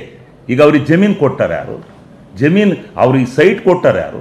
ಸೈಟನ್ನು 50 ನಮಗೆ ತಪ್ಪಾಗಿದೆ ನೀವು ತಗೊಳ್ಳಿ ಸ್ವಾಮಿ ಅಂತ ಹೇಳ್ಬಿಟ್ಟು ಬಂದ್ಬಿಟ್ಟು ಸೈಟ್ ಕೊಟ್ಬಿಟ್ಟು ಹಿಂದ್ಗಡೆಯಿಂದ ಸದನದಲ್ಲಿ ಬಂದು ನೀವು ಸ್ಟ್ರೈಕ್ ಮಾಡ್ತಾರೆ. ಏನೈತೆ ಅದರಲ್ಲಿ? ಕಾನೂನಾತ್ಮಕವಾಗಿ ಬಂದಿರೋಂಥದ್ದು ಕೊಟ್ಟಿದ್ದಾರೆ, ಎಲ್ಲರೂ ತಗೊಂಡಿದ್ದಾರೆ. ಇದನ್ನು ಬಿಟ್ಟು ನೀವು ಈ ರೀತಿ ದೊಂಬರಾಟ ಮಾಡೋದನ್ನು ನಿಲ್ಲಿಸಬೇಕು. ಈ ಎಲ್ಲ ಬಣ್ಣ ಹಾಕೊಂಡು ನಾಟಕ ಮಾಡಿದರೆ ನೀವು ಬಣ್ಣಿಲ್ದಲ್ಲೇ ನಾಟಕ ಆಡ್ತಾ ಇದ್ದೀರಿ. ಅಲ್ಲಿ ನಿಮ್ಗೆ ಒಂದು ಪ್ರಶ್ನೆ ಬರ್ಬೋದು, ನಾನೇ ಪ್ರಶ್ನೆ ಹಾಕಿ ನಾನೇ ಉತ್ತರ ಹೇಳ್ತೀನಿ. ನೀವು ಯಾತಕ್ಕೋಸ್ಕರ ಸದನದಲ್ಲಿ ಇದನ್ನೆಲ್ಲ ಚರ್ಚೆ ಮಾಡ್ದಲೆ ಇಲ್ಲಿ ಬಂದ್ರಿ ಅಂತ. ನಾವು ಅಧ್ಯಕ್ಷರು ರೂಲಿಂಗ್ ಕೊಟ್ಟ ಮೇಲೆ ನೀವು ಯಾಕೆ ರೂಲಿಂಗ್ ಕೊಟ್ರಿ ಅಂತ ಅಧ್ಯಕ್ಷರ ಮೇಲೆ ಬೀಳಕ್ಕಾಗತ್ತ? ನಾವು ನೋಡ್ಬೇಕಲ್ಲ. ಅವ್ರು ಹೇಳಿದರು ಈ ಸಂಪ್ರದಾಯನ ನನ್ನಿಂದ ಮುರಿಯೋದು ಬೇಡ, ಈ ಕಾನೂನನ್ನು ಮುರಿಯೋದು ಬೇಡ, ಈ ಕಾನೂನಿಗೆ ಗೌರವ ಕೊಡಬೇಕು, ನಾನು ಯಾವುದೇ ಕಾರಣದಿಂದ ನಾನು ಚರ್ಚೆಗೆ ಕೊಡೋದಿಲ್ಲ ಅಂತೇಳಿ ರೂಲಿಂಗ್ ಕೊಟ್ಟಿದ್ದಾರೆ. ಆ ರೂಲಿಂಗ್ ವಿರುದ್ಧ ಹೋಗೋಣ. ರೂಲಿಂಗ್ ವಿರುದ್ಧ ನಾವು ಹೋಗ್ಬಿಟ್ಟು ಅಲ್ಲಿ ಇದು ಮಾಡೋಕ್ಕಾಗತ್ತೇನ್ರಿ? ಸ್ಪೀಕರ್ ಇದು ಮಾಡಿದ್ವಿ. ಇದು ಸದನದಲ್ಲಿ ನಡೀತಕ್ಕಂಥ ಚರ್ಚೆ. ಈ ರಾಜ್ಯದ 7 ಕೋಟಿ ಜನರ ಮುಂದೆ ಹೋಗ್ತೀವಿ. 7 ಕೋಟಿ ಜನದ ಮುಂದೆ ಈ ಇಶ್ಯೂನ ತಗೊಂಡು ಹೋಗ್ತೀವಿ. 7 ಕೋಟಿ ಜನದ ಮುಂದೆ ಏನು ಈ ಬಿಜೆಪಿ JDS ನಡೆಸ್ತಾ ಇರ್ತಕ್ಕಂಥ ಕುತಂತ್ರ ಇದೆ, ಈ ಕುತಂತ್ರವನ್ನ ಎಳೆಯಾಗಿ ಬಿಚ್ಚಿಟ್ಟಿ ಇವರು ಏನು ಮುಖ್ಯಮಂತ್ರಿಗಳ ಗೌರವವನ್ನು ಕಳೆಯಬೇಕು, ಅವ್ರಿಗೆ ಮಸಿ ಬೆಳಿಬೇಕು ಅಂತ ಹೊಂಟಿದ್ದಾರೆ. ಅದನ್ನು ಯಾವುದೇ ಕಾರಣದಿಂದ ಮಾಡಲಿಕ್ಕೆ ನಾವು ಬಿಡೋದಿಲ್ಲ. ಈ ರಾಜ್ಯದ ಜನ ನಾವು ಹೊಂಟಿದ್ದೀವಿ. ಈ ರಾಜ್ಯದ ಜನಕ್ಕೆ ಸಂದೇಶ ಕೊಡ್ತಾ ಇದ್ದೀವಿ. ನಾವು ನಮ್ಮ ಮುಖ್ಯಮಂತ್ರಿಗಳು ಯಾವುದೇ ತಪ್ಪು ನಿರ್ಣಯ ತೆಗೆದುಕೊಂಡಿಲ್ಲ, ಯಾವುದೂ ಈ ಪ್ರಕರಣದಲ್ಲಿ ತಪ್ಪಾಗಿಲ್ಲ. ಆದ್ದರಿಂದ ಈ ರಾಜ್ಯದ ಜನ ಯಾವುದೇ ರೀತಿಯ ಆತಂಕಕ್ಕೆ ನಮ್ಮ ಕಾರ್ಯಕರ್ತರು, ನಮ್ಮ ಪಕ್ಷದ ಮುಖಂಡರುಗಳಾಗಲಿ ಕಾರ್ಯಕರ್ತರಾಗಲಿ ಆತಂಕ ಪಡಬೇಕಾದಂಥ ಅವಶ್ಯಕತೆ ಇಲ್ಲ. ಇದು ಎಲ್ಲ ನಾಟಕ. ಈ ನಾಟಕ ನಡೆಯುತ್ತೆ. ಎಷ್ಟು ದಿವಸ ನಡೆಯುತ್ತೋ ನಾವು ನೋಡೋಣ. ಇದಕ್ಕೆ ಒಂದು ಮಂಗಳ ಆಡೋಣ. ಆದ್ದರಿಂದ ಇದು ಯಾವುದೇ ಕಾರಣದಿಂದ ಜುಡಿಷಿಯಲ್ ಎಂಕ್ವೈರಿ ಕೊಟ್ಟಿದ್ದಾರೆ. ಅವ್ರು ತಪ್ಪು ಮಾಡಿದ್ರೆ ಜುಡಿಷಿಯಲ್ ಎಂಕ್ವೈರಿಗೆ ಯಾರಿಗೆ ಕೊಡ್ತಾರೆ? ಮುಚ್ಚಾಕೆ ಬೇಕು ಏನಾರು ಮಾಡಿ ಅಂತಾರೆ. ಅದರಲ್ಲೂ ಜುಡಿಷಿಯಲ್ ಎಂಕ್ವೈರಿ ಕೊಡ್ತಾರಲ್ರಿ. ಜುಡಿಷಿಯಲ್ ಎಂಕ್ವೈರಿ ಕೊಟ್ಟಿರ್ತಕ್ಕಂಥದ್ದಿದು. ಅದರಿಂದ ಜುಡಿಷಿಯಲ್ ಎಂಕ್ವೈರಿ ಕೊಟ್ಟಿದ್ದಾರೆ. ಅದನ್ನು ಸತ್ಯಾಸತ್ಯತೆ ಗೊತ್ತಾಗುತ್ತೆ. ಇದು ಈ ಒಂದು ವಿಚಾರದ ಸಿದ್ಧಾಂತ. ಇದನ್ನು ನೀವು ಮಾಧ್ಯಮದವರು ಎಲ್ಲ ದಾಖಲಾತಿಗಳನ್ನು ನಿಮಗೆ ಒಂದೊಂದು ಸೊಟ್ಟು ಕೊಡ್ತೀವಿ. ಅದನ್ನು ಗ್ರಹಿಸ್ಕೊಂಡು ಇಲ್ಲಿರ್ತಕ್ಕಂಥ ನಾವು ಏನು ಹೇಳಿದ್ದೀವಿ ಅದೆಲ್ಲದಕ್ಕೂ ಇಲ್ಲಿ ಆಧಾರ ಇಲ್ಲದಲೇ ಹೇಳಿಲ್ಲ. ಎಲ್ಲ ದಾಖಲಾತಿಗಳ ಸಮೇತವಾಗಿ ನಿಮಗೆ ಕೊಡ್ತಾ ಇದ್ದೀವಿ. ಈ ದಾಖಲಾತಿಗಳನ್ನು ತೆಗೆದುಕೊಂಡು ಈ ರಾಜ್ಯದ ಜನತೆಗೆ ನಿಜ ಏನು ಅಂತಕ್ಕಂಥದ್ದನ್ನು ಖಚಿತಪಡಿಸಬೇಕು ಅಂತೇಳಿ ನಾನು ಮನವಿ ಮಾಡ್ತೀನಿ. ಓಕೆ, ಒಂದು ನಿಮಿಷ ಮಾತಾಡ್ತೀನಿ. ಇವತ್ತು ಶಿವಲಿಂಗಣ್ಣವರು ಸವಿವರವಾಗಿ ಹೇಳಿದ್ದಾರೆ. ಇಷ್ಟೇ ಭಾಳ ಸ್ಪಷ್ಟವಾಗಿ ಹೇಳ್ತೀವಿ. ಇವತ್ತು ಆ ಜಮೀನನ್ನು ನಂಬರ್ 1 ಯಾವುದೇ ಪರಿಶಿಷ್ಟ ಜಾತಿ ಪರಿಶಿಷ್ಟ ಪಂಗಡದವರು ಪರಭಾರೆ ಮಾಡ್ತಕ್ಕಂಥ ನಿಬಂಧಗತ ಕಾಯ್ದೆಗೆ ಒಳಪಡುವುದಿಲ್ಲ. It's clear. ಇದು SC ಲ್ಯಾಂಡ್ ಏನು ಟ್ರಾನ್ಸ್ಫರ್ ಮಾಡಬಹುದಿದೆ ಆ ಹಕ್ಕಿಗೆ ಒಳಪಡೋದಿಲ್ಲ. ಇದು ಸ್ವಾಯತ್ತವಾದ ಜಮೀನು. ನಂಬರ್ 2, ಅವರ ತಂದೆ ಬಂದಿರತಕ್ಕಂಥ ಜಮೀನನ್ನು 3 ಜನ ಮಕ್ಕಳು ವಿಭಾಗದ ಮೂಲಕ ಬಾತ್ಮೀಯವಾಗಿ ಮೂಜುಬಾನಿ ಮುಖಾಂತರ ಖಾತೆ ಮಾಡಿಕೊಳ್ತಾರೆ. 2ನೇದು. 3ನೇದು, ಆ ಎಲ್ಲ ಮಕ್ಕಳು ಸೇರಿ ಅವರ ಖಾತೆ ಆಗ್ಬೋದು ಅಂತ ಹೇಳಿ ಒಂದು ಒಪ್ಪಿಗೆ ಪತ್ರವನ್ನು ಅಧಿಕಾರಿಗಳ ಸಮಕ್ಷಮದಲ್ಲಿ ಬರೆದು ಕೊಡ್ತಾರೆ. ಅದರ ನಂತರ ಅವರು ಖಾತೆ ಆಗ್ತದೆ. ಇವೆಲ್ಲವನ್ನು ಅವರು ಹೇಳಿದ್ದಾರೆ. ನಾನು ಇಷ್ಟೇ ಹೇಳ್ತೀನಿ, ಇವತ್ತು ಏನು ಮಂಜೂರಾಯ್ತಲ್ಲ ಜಮೀನು, ಆ ಮಂಜೂರಾದ ನಂತರ ಮಂಜೂರು ಅಂದರೆ ಅವರ ಹೆಸರಿಗೆ ಇದು ಹರಾಜಲ್ಲಿ ಬಂತಲ್ಲ, ಆ ಬಂದ ನಂತರ ಆ ಸ್ವತ್ತು ಸ್ವಯಾಜಿತ ಆಗ್ತದೆ. ಯಾವುದು ಮಂಜೂರಾದ ಜಮೀನು ಆಗೋದಿಲ್ಲ. ಆಮೇಲೆ ಇದೆಲ್ಲ ಪ್ರಕ್ರಿಯೆ ನಡೆದ ಮೇಲೆ ಆ ಒಂದು ಯಾರೋ ಮಧ್ಯೆ ಸಮಾಜ ಸೇವಕತೆ ಯಾರೊಬ್ಬರು ಒಂದು ಸ್ಟೇಟ್ಮೆಂಟ್ ಕೊಟ್ಟಿದ್ದರು, ಕ್ರಯ ಪತ್ರ ಅಕ್ರಮವಾಗಿದೆ ಅಂತ. ನೋಡಿ, 2023ನೇ ಇಸ್ವಿಯಲ್ಲಿ ಕ್ರಯ ಪತ್ರಗಳನ್ನು ಅಕ್ರಮ ಮಾಡಲಿಕ್ಕೆ ತಿದ್ದುಕೊಳ್ಳಲಿಕ್ಕೆ ಸಾಧ್ಯ ಇಲ್ಲ. ಯಾಕೆಂದರೆ ಕ್ರಯಪತ್ರ ಆಗಿರ್ತಕ್ಕಂಥದ್ದು ಸಬ್ ರಿಜಿಸ್ಟ್ರಾರ್ ಕಚೇರಿಯಲ್ಲಿ ಅವರ ಹಣ ಸ್ವೀಕಾರ ಮಾಡಿ ಅವರಿಗೆ ಕ್ರಯಪತ್ರವನ್ನು ಮಾಡಿಕೊಟ್ಟಿದ್ದಾರೆ. ಅದು ನೋಡಿದೆ ನಾನು ಮಾಧ್ಯಮಗಳಲ್ಲಿ. ಅವ್ರು ಹೇಳ್ತಾ ಇದ್ದರು ಇದು ಸೇಲ್ಡೀಡ್ ಕೂಡ ಬೋಗಸ್ ಆಗಿದೆ ಅಂತ. ಯಾವುದೇ ಸೇಲ್ಡೀಡು ಬೋಗಸ್ ಆಗಿಲ್ಲ. ಆ ಕ್ರಯಪತ್ರ ಕೂಡ ಸಕ್ರಮವಾಗಿದೆ. ನಂಬರ್ 3ನೇದು, ಅವರ ಆಸ್ತಿಯನ್ನು ಅವರ ಅಕ್ಕನಿಗೆ ನನ್ನ ಅಕ್ಕ ಪ್ರೀತಿ ವಿಶ್ವಾಸಕ್ಕೋಸ್ಕರ ದಾನವಾಗಿ ಕೊಟ್ಟಿದ್ದಾರೆ. ಇದಾದ ನಂತರ ಅಕ್ವಿಜಿಷನ್ ಮಾಡಿಕೊಂಡಿರ್ತಕ್ಕಂಥ ಸ್ವತ್ತನ್ನು ಇವರು ಮೋಡಾ ಅವರು ಮತ್ತೆ ನೋಟಿಫಿಕೇಷನ್ ಮಾಡಿಕೊಂಡು ನಿವೇಶನ ಹಂಚಿದ್ರು. ಅಲ್ಲಿ ಯಾಕೆ ಬರ್ತೀನಿ ಅಂದರೆ ಇವರೊಬ್ಬರದೇ ಆಸ್ತಿ ಹೋಗಲಿಲ್ಲ ಅಲ್ಲಿ. ನೋಡಿ, ನಮ್ಮ ಮಹಾನ್ ನಾಯಕರು ವಿರೋಧ ಪಕ್ಷ ನಾಯಕರಾಗಿರ್ತಕ್ಕಂಥ JSS CN Manjegowda, GT Deve Gowda, UKN Shekhar ಮತ್ತು CN Manjegowda, H Vishwanath, Gangaraju, CN Manjegowda, junior Mahadevaswamy, junior Shivakumar, Sara Mahesh, ಇವರು ಎಲ್ಲರದು ಆಸ್ತಿ ಇತ್ತು. ಎಲ್ಲರ ಆಸ್ತಿಗಳು ಸಹ ಹೋಯಿತು. ಎಲ್ಲರ ಆಸ್ತಿ ಹೋದ್ಮೇಲೆ ಎಲ್ಲರೂ ಕೂಡ ಏನು ಮೂಲ ತೀರ್ಮಾನ ಮಾಡಿತ್ತು 50-50 ರೇಷಿಯೋ, ಅಂದರೆ ಭೂಮಾಲೀಕರಿಗೆ 50%, ಆ ಮೂಡದವ್ರಿಗೆ 50%. ಅದರಲ್ಲಿ ಏನು ಮಾಡ್ತಾರೆ, ಲೇಔಟ್ ಮಾಡಬೇಕಾದಾಗ ಆ ಪಾರ್ಕು ರಸ್ತೆ ಎಲ್ಲವನ್ನು ಕಳೆದು ಎಲ್ಲ ಸೇರಿಕೊಂಡ್ರೆ 1,30,000 ಚದರಡಿ ಆಗ್ತದೆ. ಆ 30,000 ಚದರಡಿಯಲ್ಲಿ ಇವರು 50% ರಸ್ತೆ ಪಾರ್ಕು CA ಹೋದರೆ ಏನು ಉಳಿಕೆ ಆಗುತ್ತೋ ವಿಸ್ತೀರ್ಣ ಅದರಲ್ಲಿ ಮಾತ್ರ ಕ್ಲೈಮ್ ಮಾಡಿದ್ದಾರೆ. ಕ್ಲೈಮ್ ಮಾಡಿ ಈ ಒಬ್ಬರು ಪಾರ್ವತಿ ಮೇಡಮ್ ಒಬ್ಬರಿಗೆ ಕೊಟ್ಟಿಲ್ಲ ಆಸ್ತಿನ, ಈ ಎಲ್ಲ ಮುಖಂಡರು ತಗೊಂಡಿದ್ದಾರೆ. ಎಲ್ಲ ಮುಖಂಡರು ಕೂಡ ಸರಿಸಮನ ಹಂಚಿಕೆ ಮಾಡಿದ್ದಾರೆ. ಈ ಹಂಚಿಕೆ ಮಾಡಿರ್ತಕ್ಕಂಥ ಕೂಡ ಸನ್ಮಾನ್ಯ ಬೊಮ್ಮಾಯಿಯವರ ಸರ್ಕಾರದಲ್ಲಿ BJP ಸರ್ಕಾರದಲ್ಲಿ ಹಂಚಿಕೆ ಮಾಡಿರ್ತಕ್ಕಂಥದ್ದು. ಮತ್ತು ಸ್ಪಷ್ಟವಾಗಿ ಹೇಳ್ತಾರೆ, ಈ ಕಡಿಮೆ ಬೆಲೆ ಮಾಡ್ತಕ್ಕಂಥ ಸೊತ್ತನ್ನು ಕೊಟ್ಟು ಹೆಚ್ಚುವರಿ ಬೆಲೆಯನ್ನು ತಗೊಂಡಿದ್ದಾರೆ ಅಂತೇಳಿ ಆಪಾದನೆ ಮಾಡ್ತಾರೆ. ಎಲ್ಲೂ ಕೂಡ ಸಿದ್ದರಾಮಣ್ಣವರಾಗಲಿ ಪಾರ್ವತಿ ಮೇಡಮ್ ಅವರಾಗಲಿ ನಮಗೆ ಇಂಥದ್ದೇ ಜಾಗದಲ್ಲಿ ಕೊಡಿ ಅಂತವರು ಅರ್ಜಿಯನ್ನು ಹಾಕಿಲ್ಲ. ಪರ್ಯಾಯವಾಗಿ ಸ್ಥಳ ಕೊಡಿ ಕೇಳಿದ್ದರು ಹೊರತುಪಡಿಸಿದರೆ ಬೆಲೆ ಬಾಳತಕ್ಕಂಥ ಏರಿಯಾದಲ್ಲೇ ಕೊಡಿ ಅಂತೇನು ಅವ್ರ ಅರ್ಜಿನೂ ಹಾಕಿಲ್ಲ, ಇಂಪ್ಲೂಯೆನ್ಸು ಮಾಡಿಲ್ಲ. ಸಿದ್ದರಾಮಣ್ಣವರು ಮುಖ್ಯಮಂತ್ರಿ ಆಗಿದ್ದ ಆಗ್ಬೋದು, ಹಿಂದೆ ಆಗ್ಬೋದು, ವಿರೋಧ ಪಕ್ಷದ ನಾಯಕರಾಗಿದ್ದ ಆಗ್ಬೋದು, ಯಾವತ್ತೂ ಕೂಡ ಅವರ ಪತ್ರವನ್ನು ಬರೆದಿಲ್ಲ.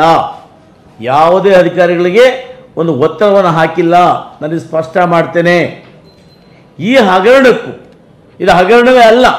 ಏನು ನೀವು ಹಗರಣ ಅಂತ ಭಾವಿಸ್ತೀರಿ, ಇದು ಹಗರಣವೇ ಅಲ್ಲ. ಇದರಲ್ಲಿ ಸಿದ್ದರಾಮಣ್ಣವ್ರ ಪಾತ್ರ ಏನೇನೂ ಇಲ್ಲ. ಇವತ್ತು ಮುಂದುವರೆದು ಅಣ್ಣ ಹೇಳಿದಾಗೆ ಪರ್ಯಾಯ ಸ್ಥಳ ಕೊಟ್ಟಿದ್ದೀನಿ. ಈ ಹಿಂದೆ ಏನೇನು ಕೊಟ್ಟಿದ್ರು ಇವೆಲ್ಲವನ್ನು ಕೂಡ ರದ್ದು ಮಾಡಿದ್ದೇವೆ ಅಂತೇಳಿ ನಮ್ಮ ಸರ್ಕಾರ ಬಂದ ಮೇಲೆ 23ನೇ ಸಾಲಿನ ಒಂದು ಆದೇಶವನ್ನು ಮಾಡಿದ್ದಾರೆ. ಆದೇಶದಲ್ಲೇನು ಅವತ್ತು ಆ ಸಮಯದಲ್ಲಿ ನೀವು ಯಾರಿಗೆಲ್ಲ ನಿವೇಶನ ಹಂಚಿದ್ದೀರಿ ಅದನ್ನು ರದ್ದು ಮಾಡಿದ್ದೀವಿ ಅಂತ ಒಂದು ಪ್ರಕ್ರಿಯೆಯನ್ನು ಪ್ರಾರಂಭ ಮಾಡಿ ತನಿಖೆಗೆ ಒಳಪಡಿಸಿದ್ದಾರೆ. ಇಷ್ಟೆಲ್ಲ ಆದಮೇಲೆ ಇಲ್ಲಿ ಅಕ್ರಮ ಎಲ್ಲಿಂದ ಬಂತು? ಆಮೇಲೆ ಕುಮಾರಣ್ಣ, ಈ ರಾಜ್ಯದ ಮಾಜಿ ಮುಖ್ಯಮಂತ್ರಿಗಳಾಗಿದ್ದ ಕುಮಾರಣ್ಣವರು ಕೂಡ ಇದೇ ರೀತಿ ಒಂದು ಅರ್ಜಿ ಹಾಕಿ ಬದಲಿ ನಿವೇಶನವನ್ನು ತಗೊಂಡಿದ್ದಾರೆ. ಹಾಗಾದ್ರೆ ತಪ್ಪಲ್ವಾ? HD ಕುಮಾರಸ್ವಾಮಿ ಅವರು ಒಂದು ನಿವೇಶನವನ್ನು ತಗೊಂಡಿದ್ದಾರೆ. ಬದಲಿ ಅಲ್ಲ, ಇಂಡಸ್ಟ್ರಿ ಏರಿಯಾದಲ್ಲಿ ಬಂದೆ. ಇವರು ಇಂಡಸ್ಟ್ರಿ ಏರಿಯಾದಲ್ಲಿ ಕುಮಾರಣ್ಣ ಅರ್ಜಿ ಹಾಕ್ಕೊಂಡು ಒಂದು ಸೈಟನ್ನು ತಗೊಂಡಿದ್ದಾರೆ. ವಿಸ್ತೀರ್ಣ 21,000 ಚದರಡಿ. ನೀವಾಗ ತಗೊಂಡ್ರಿ? ಕುಮಾರಣ್ಣ ಯಾಕೆ ಕೊಟ್ರಿ ನೀವು? ಇದು ಅರ್ಜಿಯಾಗಿ 1985ರಲ್ಲಿ ತೀರ್ಮಾನ ಆಗಿದ್ದು ಮೊನ್ನೆ. ಅವರು ತಗೊಂಡಿದ್ದಾರೆ. GT ದೇವೇಗೌಡರು, ಸಾರಾ ಮಹೇಶ್ ಅವರು, ನೀವೆಲ್ಲರೂ ತಗೊಂಡಿದ್ದೀರಿ. ಸಿದ್ದರಾಮಣ್ಣವರು ಸ್ಪಷ್ಟವಾಗಿ ಹೇಳ್ತೇವೆ ಮತ್ತೊಮ್ಮೆ, ಸಿದ್ದರಾಮಣ್ಣವರು ಯಾವುದನ್ನು ಕೂಡ ದೌರ್ಜನ್ಯವಾಗಿ ಅಕ್ರಮವಾಗಿ ಪಡೆದುಕೊಂಡಿಲ್ಲ. ತನ್ನ ಜಮೀನು ಏನು ಕಳ್ಕೊಂಡ್ರು ಅದರಲ್ಲಿ ಕೇವಲ 1,20,30,000 ಅಡಿಗೆ ಕೊಟ್ಟಿರ್ತಕ್ಕಂಥದ್ದು ಕೇವಲ 30,000 ಅಡಿ. ಇದು ಎಲ್ಲಿ ಅಕ್ರಮ? ಯಾವ ರೀತಿ ಅಕ್ರಮ? ಯಾವುದೇ ಅಕ್ರಮ ಇಲ್ಲ. ಆಮೇಲೆ ಕುಮಾರಣ್ಣ ಹೇಳ್ತಾನೆ, ಅವ್ರ ಸ್ವಂತವಾಗಿ ಲೆಟರ್ ಕೊಡ್ತಾರೆ. ಕುಮಾರಣ್ಣ ಹೌದು, ಅವ್ರ ರೇಟಿಂಗ್ ಎಲ್ಲ ಬರೆದು ಕೊಡ್ತಾನೆ. ನನಗೆ ಯಾವುದು ಆಸ್ತಿ ಇಲ್ಲ, ನನಗೆ ಇಂಡಸ್ಟ್ರಿ ಸ್ಟ್ರೈಟ್ ಕೊಡಿ ಅಂತ ಕೇಳ್ತಾನೆ. ಮೈಸೂರು ವಾಸ ಇದೆ ಅಂತ ಹೇಳ್ತಾನೆ. ರೆಸಿಡೆಂಟ್ ಆಫ್ ಮೈಸೂರು, ಇದು ಅವ್ರ ಪತ್ರ, ಕುಮಾರಣ್ಣ ಪತ್ರ ಇದು. ಕುಮಾರಣ್ಣ ಹೇಳ್ತಾನೆ, ನಾನು ಮೈಸೂರು ವಾಸಿಯಾಗಿದ್ದೇನೆ, ನಾನು ಇಂಡಸ್ಟ್ರಿ ಮಾಡಬೇಕು, ಇಂಡಸ್ಟ್ರಿ ಸೈಟ್ ಕೊಡಿ ಅಂತ ಕೇಳ್ತಾನೆ. ಯಾವ ಇಂಡಸ್ಟ್ರಿ ಮಾಡಿದ್ದಾರೆ? ಅದನ್ನು ಮಾಡಿದ್ದಾರೆ, ಇಂಡಸ್ಟ್ರಿ ಮಾಡಿದಾರಾ? ಯಾವುದೇ ಕಾರಣ ಕುಮಾರಣ್ಣ ಇಂಡಸ್ಟ್ರಿ ಮಾಡಿಲ್ಲ. ಹಾಗಾಗಿ ಸನ್ಮಾನ್ಯ ಕುಮಾರಣ್ಣ ಕೂಡ ಇವತ್ತು ಹೇಳ್ತಾರಲ್ಲ ಮೋಡ ಹಗರಣ ಅಂತ. ಅಣ್ಣ ನೀನು ಹೇಳಿದ್ದೀಯ ಅಣ್ಣ ಇಂಡಸ್ಟ್ರಿಗೆ ಬೇಕು ಅಂತ, ಯಾವ ಇಂಡಸ್ಟ್ರಿ ಮಾಡಿದ್ದೀಯ ಅಣ್ಣ? ಅಲ್ಲಿ ಎಷ್ಟು ಜನಕ್ಕೆ ನೀನು ಉದ್ಯೋಗ ಕೊಟ್ಟಿದ್ದೀಯ ಅಣ್ಣ? ಅದನ್ನು ಸ್ಪಷ್ಟಪಡಿಸ್ರಿ. ಆಮೇಲೆ ಅವ್ರ ಅಣ್ಣ ತಮ್ಮ SD ಬಾಲಕೃಷ್ಣಣ್ಣ ಕೂಡ ಅಣ್ಣನ SD ಬಾಲಕೃಷ್ಣಣ್ಣವರು ಕೂಡ ಇವತ್ತು ಅಲ್ಲಿ ಜಮೀನನ್ನು ತಗೊಂಡಿದ್ದಾರೆ.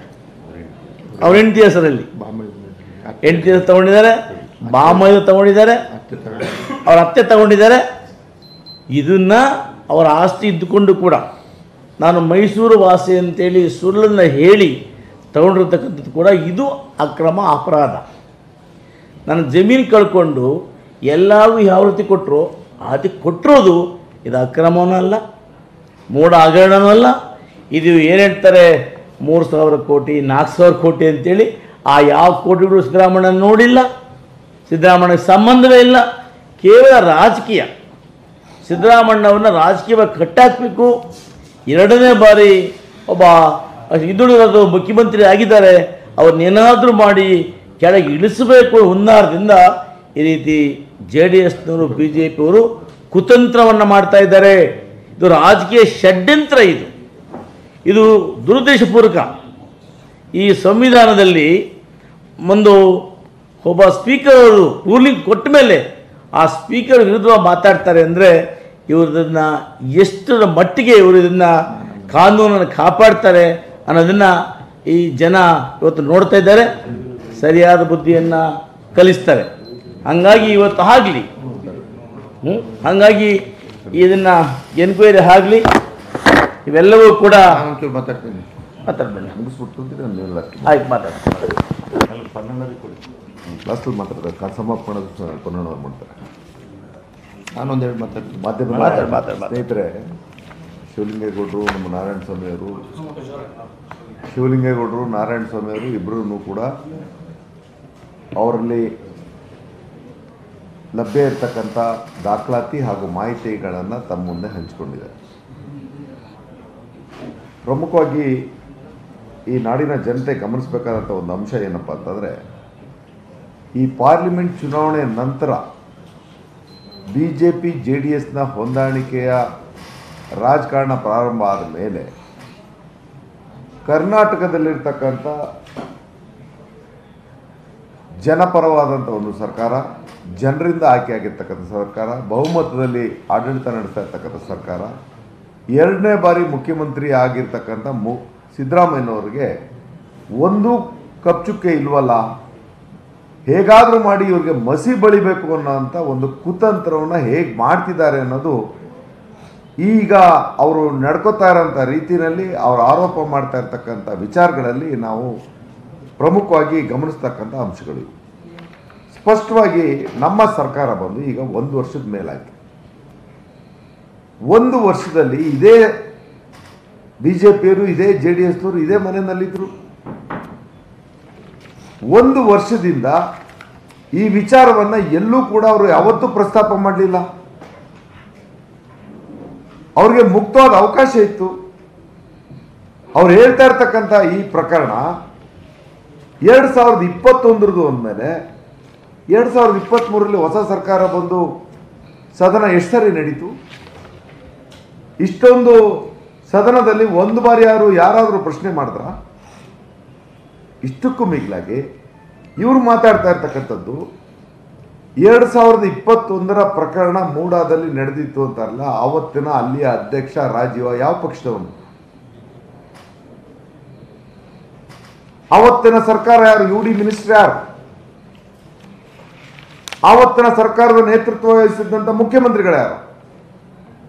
ಇವರು ಸಿದ್ದರಾಮಯ್ಯನವ್ರ ಕಡೆ ಬೆಟ್ಟು ತೋರಿಸೋದಕ್ಕೂ ಮೊದಲು ನನ್ನ ನೇರವಾದ ಪ್ರಶ್ನೆ, ಅವ್ರು ಎಲ್ರಿಗೂ ಏನಾದ್ರು ಶಿಕ್ಷೆ ಆಗಬೇಕು ಅಂತ ಇವರು ಪ್ರಸ್ತಾಪ ಮಾಡಿದ್ರ? ಅಕಸ್ಮಾತ್ ಈ ವಿಚಾರದಲ್ಲಿ ತಪ್ಪಾಗಿತ್ತು ಅನ್ನೋದಾಗಿದ್ರೆ ಅವ್ರು ಹೇಳೋದನ್ನ accepting for the argument sake, this is not true, even accepting for the argument sake ಮಾತಾಡಿದ್ರು ಕೂಡ ರಾಜೀವ ತಪ್ಪು ಮಾಡೋನಂತ ಎಲ್ಲರೂ ಹೇಳಿದ್ರ? ಅವತ್ತಿನ UD ಮಿನಿಸ್ಟರ್ ತಪ್ಪು ಮಾಡೋರಂತ ಹೇಳಿದ್ರ? ಅವತ್ತಿನ ಮುಖ್ಯಮಂತ್ರಿಗಳು ಆ ಸರ್ಕಾರ ತಪ್ಪು ಮಾಡಿದೆ ಅಂತ ಹೇಳಿದ್ರ? ಮೊದಲನೇ ದಿನದಿಂದ ಈ ಮೈತ್ರಿ ಹೊಂದಾಣಿಕೆ ಆದಮೇಲಿಂದ ಕುಮಾರಸ್ವಾಮಿ ಅವರು ಒಂದು ಜವಾಬ್ದಾರಿನ ಪಡ್ಕೊಂಡಿದ್ದಾರೆ. ನರೇಂದ್ರ ಮೋದಿಯವರು ಅಮಿತ್ ಶಾ ಅವರ ಮುಖಾಂತರ ಒಂದು ಅಸೈನ್ಮೆಂಟ್ ಫಿಕ್ಸ್ ಮಾಡಿದ್ದಾರೆ. ಅವ್ರಿಗೆ ಹೇಗಾದರೂ ಮಾಡಿ ಈ ಸರ್ಕಾರನ ಬುಡಮೇಲೆ ಮಾಡಬೇಕು, ಸಿದ್ದರಾಮಯ್ಯನವ್ರಿಗೆ ಚ್ಯುತಿ ತರಬೇಕು, ಜನರ ಮನಸ್ಸಿನಲ್ಲಿ ಅವರ ಮೇಲಿರ್ತಕ್ಕಂಥ ಪ್ರೀತಿನ ಕಡಿಮೆ ಮಾಡಬೇಕು, ಇವರು ಕೂಡ ಈಗ ಮಾಡ್ತಿದ್ದಾರಾ ಅನ್ನುವಂಥದ್ದನ್ನ ಹೇಳೋದಕ್ಕೆ ಒಂದೊಂದಾಗಿ ಇಲ್ಲ.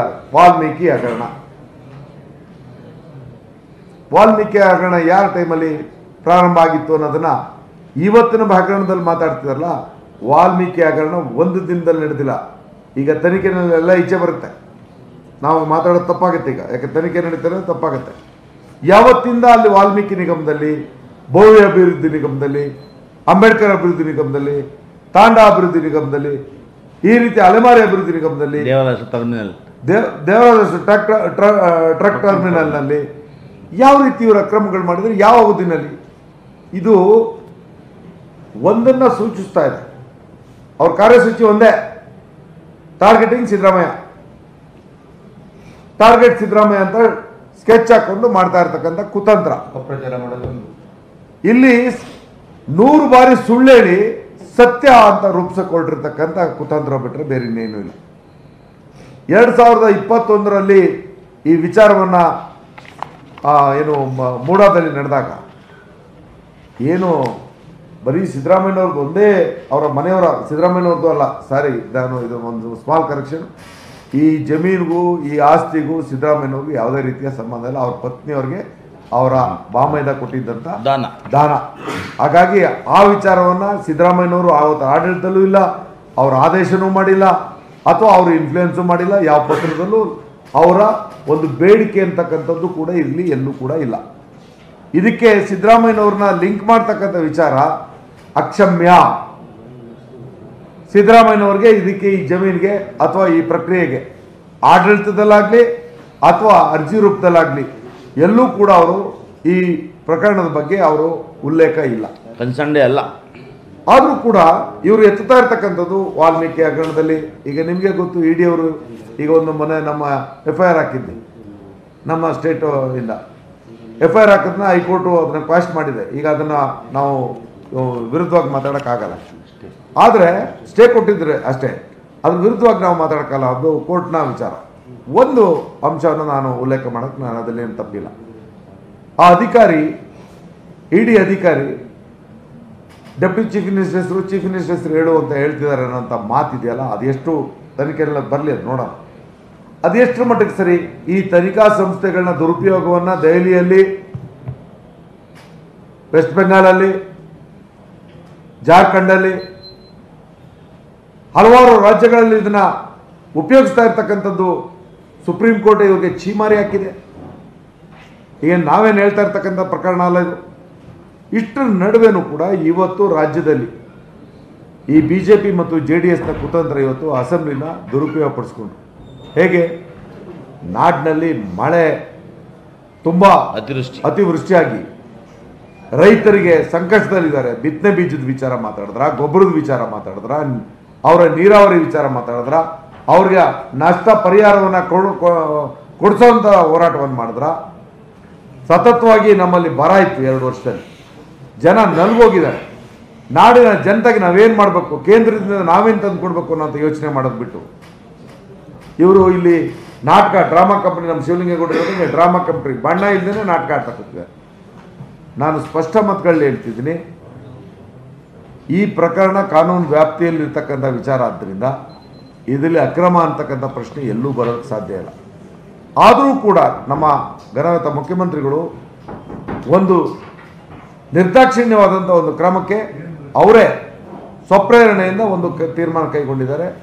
ಅದನ್ನು ನಿವೃತ್ತ ನ್ಯಾಯಾಧೀಶರ ಒಂದು ನೇತೃತ್ವದಲ್ಲಿ ಆ ಒಂದು ತನಿಖೆಯನ್ನು ಮಾಡಲಿಕ್ಕೆ ಇವತ್ತು ತೀರ್ಮಾನ ಕೈಗೊಂಡಿರೋದನ್ನ ನಾಡಿನ ಜನತೆಗೆ ನಾನಿವತ್ತು ಇಂಥ ಧೀರೋದಾತ್ತ ತೀರ್ಮಾನ ಮಾಡಿದಂಥ ನಮ್ಮ ಮುಖ್ಯಮಂತ್ರಿಗಳಂಥ ಸಿದ್ದರಾಮಯ್ಯನವರು ಸ್ಪಷ್ಟವಾದಂಥ ಈ ಪಾರದರ್ಶಕ ಆಡಳಿತಕ್ಕೆ ಹೆಸರುವಾಸಿ, ಅವರಿಗೆ ಮಸಿ ಬಳಿಯೋದಕ್ಕೆ ಯಾವುದೇ ರೂಪದಲ್ಲೂ ಸಾಧ್ಯ ಇಲ್ಲ ಅನ್ನೋದಕ್ಕೆ ನಾನು ಸ್ಪಷ್ಟವಾದಂಥ ಒಂದು ಮಾಹಿತಿಯನ್ನು ತಮ್ಮ ಮುಂದೆ ಹೇಳ್ತೇನೆ. ಇಷ್ಟರ ನಡುವೆ ಈಗ ಇನ್ನೂ ಮುಂದೆ ಅವರು ಮಾಡ್ತಾ ಇರ್ತಕ್ಕಂಥದ್ದು ನಾಡಿನ ಜನತೆಗೆ ದಿಕ್ ತಪ್ಪಿಸೋದಕ್ಕೆ, ಏನೋ ಮೈಸೂರಿಗೆ ಹೋಗ್ತೀನಿ ಅಂತ ಒಂದು ಸದನದಲ್ಲಿ ಕೂತ್ಕೊಂಡು ನಾವು ಇದನ್ನು ವಿರೋಧ ಮಾಡ್ತೀವಿ, ಪ್ರತಿಭಟನೆ ಮಾಡ್ತೀವಿ ಅಂತ ಅಂದ್ಬಿಟ್ಟು ರಾಜ್ಯದ ಯಾವ ಮಹತ್ತರವಾದಂಥ ವಿಚಾರವನ್ನು ಎತ್ತುಕೊಂಡು ಈ ಸದನವನ್ನು ಅವರು ದುರುಪಯೋಗಪಡಿಸ್ತಾರೆ. ಯಾವ ಮಹತ್ತರವಾದಂಥ ವಿಚಾರ? ಇವತ್ತು ಮಾಧ್ಯಮನ ನಾನು ವಿನಂತಿ ಮಾಡೋದಿಷ್ಟೇ, ಈ ಸದನ ಪಾವಿತ್ರ್ಯತೆಯನ್ನು ಕಳೀತಾ ಇರ್ತಕ್ಕಂಥವ್ರು JDS BJP ಅವರು, ಸಂದರ್ಭವನ್ನು ದುರುಪಯೋಗ ಪಡಿಸ್ಕೊಳ್ತಾರೋ JDS BJP ಅವರು. ಸಿದ್ದರಾಮಯ್ಯನವರು ತೇಜೋವಧೆ ಮಾಡೋಕ್ಕೋಸ್ಕರ ಸದನನ ಉಪಯೋಗಿಸೋದಾಯ್ತು ಅಂತಾರೆ. ರಾಜ್ಯದ ಜನತೆ ದಡ್ರಲ್ಲ. ಬಹುಮತವನ್ನು ನೀಡುವಂಥ ಸಂದರ್ಭದಲ್ಲಿ ಸಿದ್ದರಾಮಯ್ಯನವರ ನೇತೃತ್ವದ ಸರ್ಕಾರ ರಾಜ್ಯದಲ್ಲಿ ಬರಬೇಕು. ಅವರಿಂದನೇ ಈ ಒಂದು 40% ಸರ್ಕಾರ ದೂರ ಆಗಬೇಕು. ಇವರ ಲೂಟಿ ನಿಲ್ಲಬೇಕು, ಅಭಿವೃದ್ಧಿಗೆ ನಾವು ಜವಾಬ್ದಾರ ಆಗಬೇಕು ಅಂದ್ಬಿಟ್ಟು ಏನು ನಮ್ಮ ಕಾಂಗ್ರೆಸ್ ಪಕ್ಷದ ಗ್ಯಾರಂಟಿಗಳನ್ನು ಮೆಚ್ಚಿ ಜನ ನಮಗೆ ಮತ ನೀಡಿದ್ರು, ಅದರಂತೆ ನಾವು ಆಡಳಿತ ನಡೆಸ್ತಾ ಇದ್ದೀವಿ. ಇದರಲ್ಲಿ ಯಾವುದೇ ರೀತಿಯ ಒಂದು ಮೊಸರಲ್ಲಿ ಕಲ್ಲು ಹುಡುಕುವಂಥ ಪ್ರಯತ್ನಕ್ಕೆ ನಾವು ಯಾರು ಅಂಜೋದು ಇಲ್ಲ, ಅಳ್ಕೋದು ಇಲ್ಲ. ಜನತೆ ಜೊತೆ ನಾವಿದ್ದೇವೆ. ಇದನ್ನು ಜನತೆ ಮುಂದೆ ಕೊಂಡೊಯ್ಯೋಕ್ಕೆ ಮಾಧ್ಯಮದ ಸಹಕಾರದ ಜೊತೆಯಲ್ಲಿ ನಾವು ಕೂಡ ಇನ್ನು ಹಲವಾರು ವೇದಿಕೆಗಳಲ್ಲಿ ಅವರ ಕುತಂತ್ರವನ್ನು ಬಯಲುಗೆಳೆಯುವಂಥ ಕೆಲಸವನ್ನು ನಾವು ಮಾಡ್ತೀವಿ.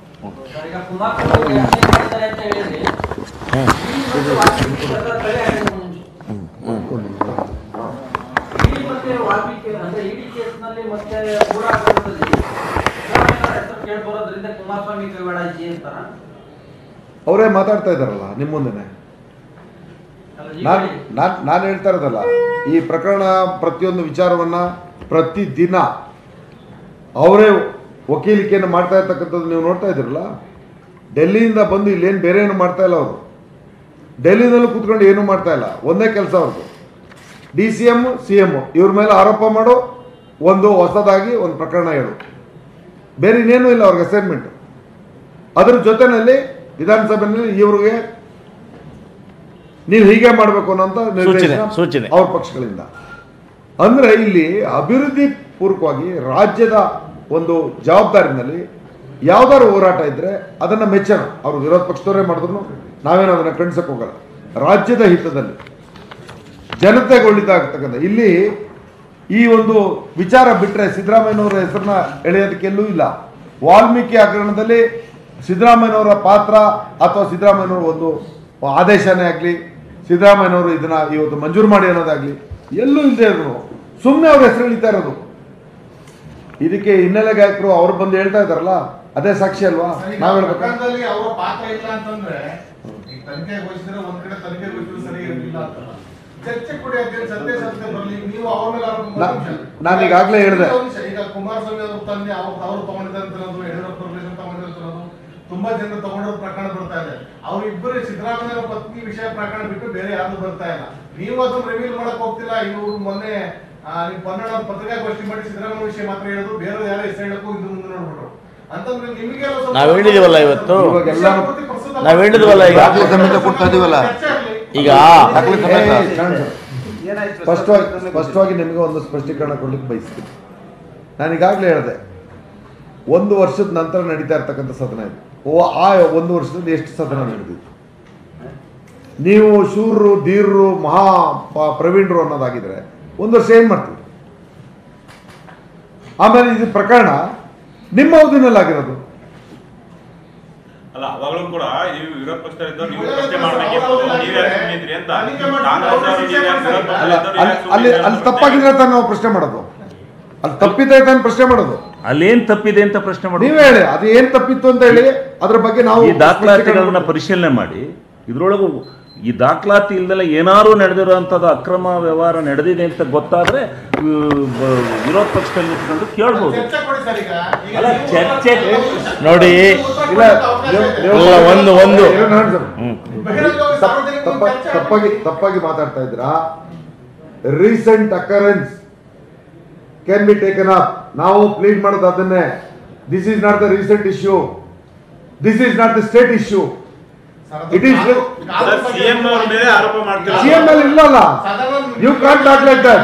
ನೋಡ್ರಿ, ನಿಮ್ ತಮ್ಮ, ನಿಮ್ ತಾಯಿ, ನಿಮ್ ಹೆಂಡತಿ ಏನಾರು ಅಕಸ್ಮಾತ್ ಅಕ್ರಮ ಏನಾದ್ರು ಮಾಡಿದ್ರು ಅಂತಂದ್ರೆ in what way you are related?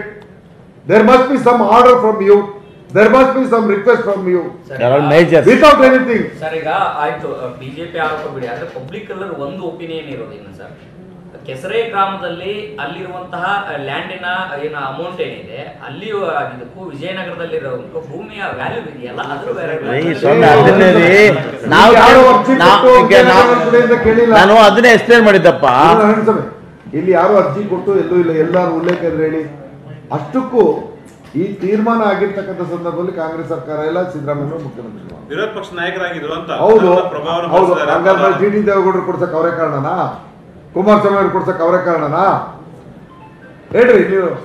ಅಲ್ಲಿ ಯಾರು ಮಂಜೇಗೌಡ ಕೊಡ್ಸಕ್ ಅವರೇ ಕಾರಣನಾ?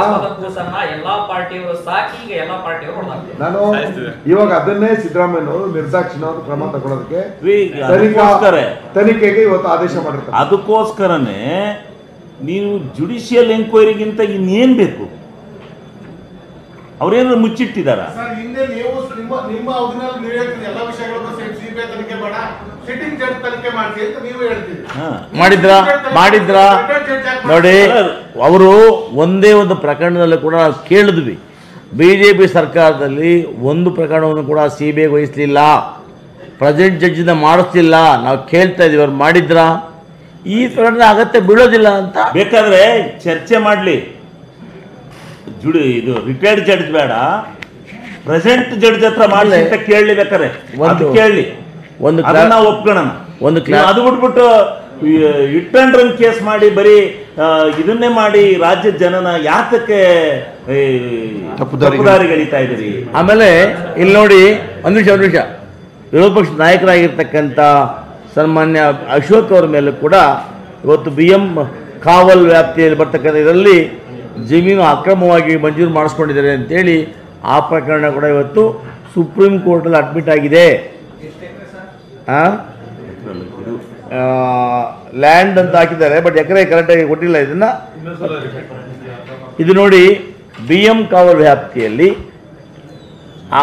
ಅಕ್ರಮವಾಗಿ ಅಶೋಕ್ ಅವರು ಮಂಜೂರು ಮಾಡಿಸ್ಕೊಂಡಿದ್ದಾರೆ ಅಂತೇಳಿ ಸುಪ್ರೀಂ ಕೋರ್ಟಲ್ಲಿ ಇವತ್ತು ಪ್ರಕರಣ ದಾಖಲಾಗಿದೆ. ಮಾಡಿಸ್ಕೊಂಡಿದ್ದಾರೆ ಅಂತಲ್ಲ, ಜಮೀನು ಅವರು ಜಮೀನನ್ನ ಅಕ್ರಮವಾಗಿ ಮಂಜೂರು ಮಾಡಿದ್ದಾರೆ ಅಂತಕ್ಕಂಥ ಕೇಸು ಅವ್ರ ಮೇಲೆ ಆರೋಪ ಇದೆ. ಅವರು ಅದನ್ನ ಮಾಡಿದಾರೋ ಇಲ್ವೋ ಅದು ಎಂಕ್ವೈರಿ ಬರುತ್ತೆ, ಸುಪ್ರೀಂ ಕೋರ್ಟ್ ಕೇಸಲ್ಲಿ ಡಿಸೈಡ್ ಆಗುತ್ತೆ. ಅದನ್ನ ಚುನಾವಣಾ ಇದರಲ್ಲಿ ದಾಖಲಾತಿನಲ್ಲಿ ನನ್ನ ಮೇಲೆ ಕ್ರಿಮಿನಲ್ ಮೊಕದ್ದಮೆ ಇಲ್ಲ ಅಂತ ಹೇಳಿದ್ದಾರೆ. ಅದು ಆಗಿದೆ, ಮೊಕದ್ದಮೆ ದಾಖಲಾಗಿದೆ.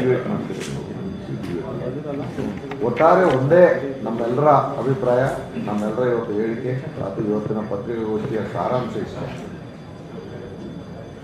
ಟಾರ್ಗೆಟ್ ಸಿದ್ದರಾಮಯ್ಯ. ಆ ವಿಚಾರಕ್ಕೆ ನೀವು ಕೂಡ ಮಾಹಿತಿ ಆಧಾರದ ಕೆಲಸ ಮಾಡಿದ್ರೆ ಸರ್, ಈಗ ಇಡೀ ಪ್ರಕರಣ ಹಿಂಗೆಲ್ಲ ಆಗಿ ಸಿದ್ದರಾಮಯ್ಯ ಸುಟ್ಕೊಂಡು ಅವ್ರು ಕಪ್ಪು ಮಸಿ ಬೀಳ್ತಾರೆ, ವಾಪಸ್ ಕೊಟ್ಬಿಡ್ರಿ. ಈಗ ವಾಪಸ್ ಕೊಡ್ ಅದು ಒಂದು ವಿಚಾರ. ಇಲ್ಲಲ್ಲ, ನೀವು ಯುವರ್ ಕ್ವಶನ್ ಇಸ್ ಬಯಾಸ್ಡ್. ಅವರ 3 ಎಕರೆ 16 ಗುಂಟೆ ಜಮೀನು ವಾಪಸ್ ಕೊಡ್ರಿ.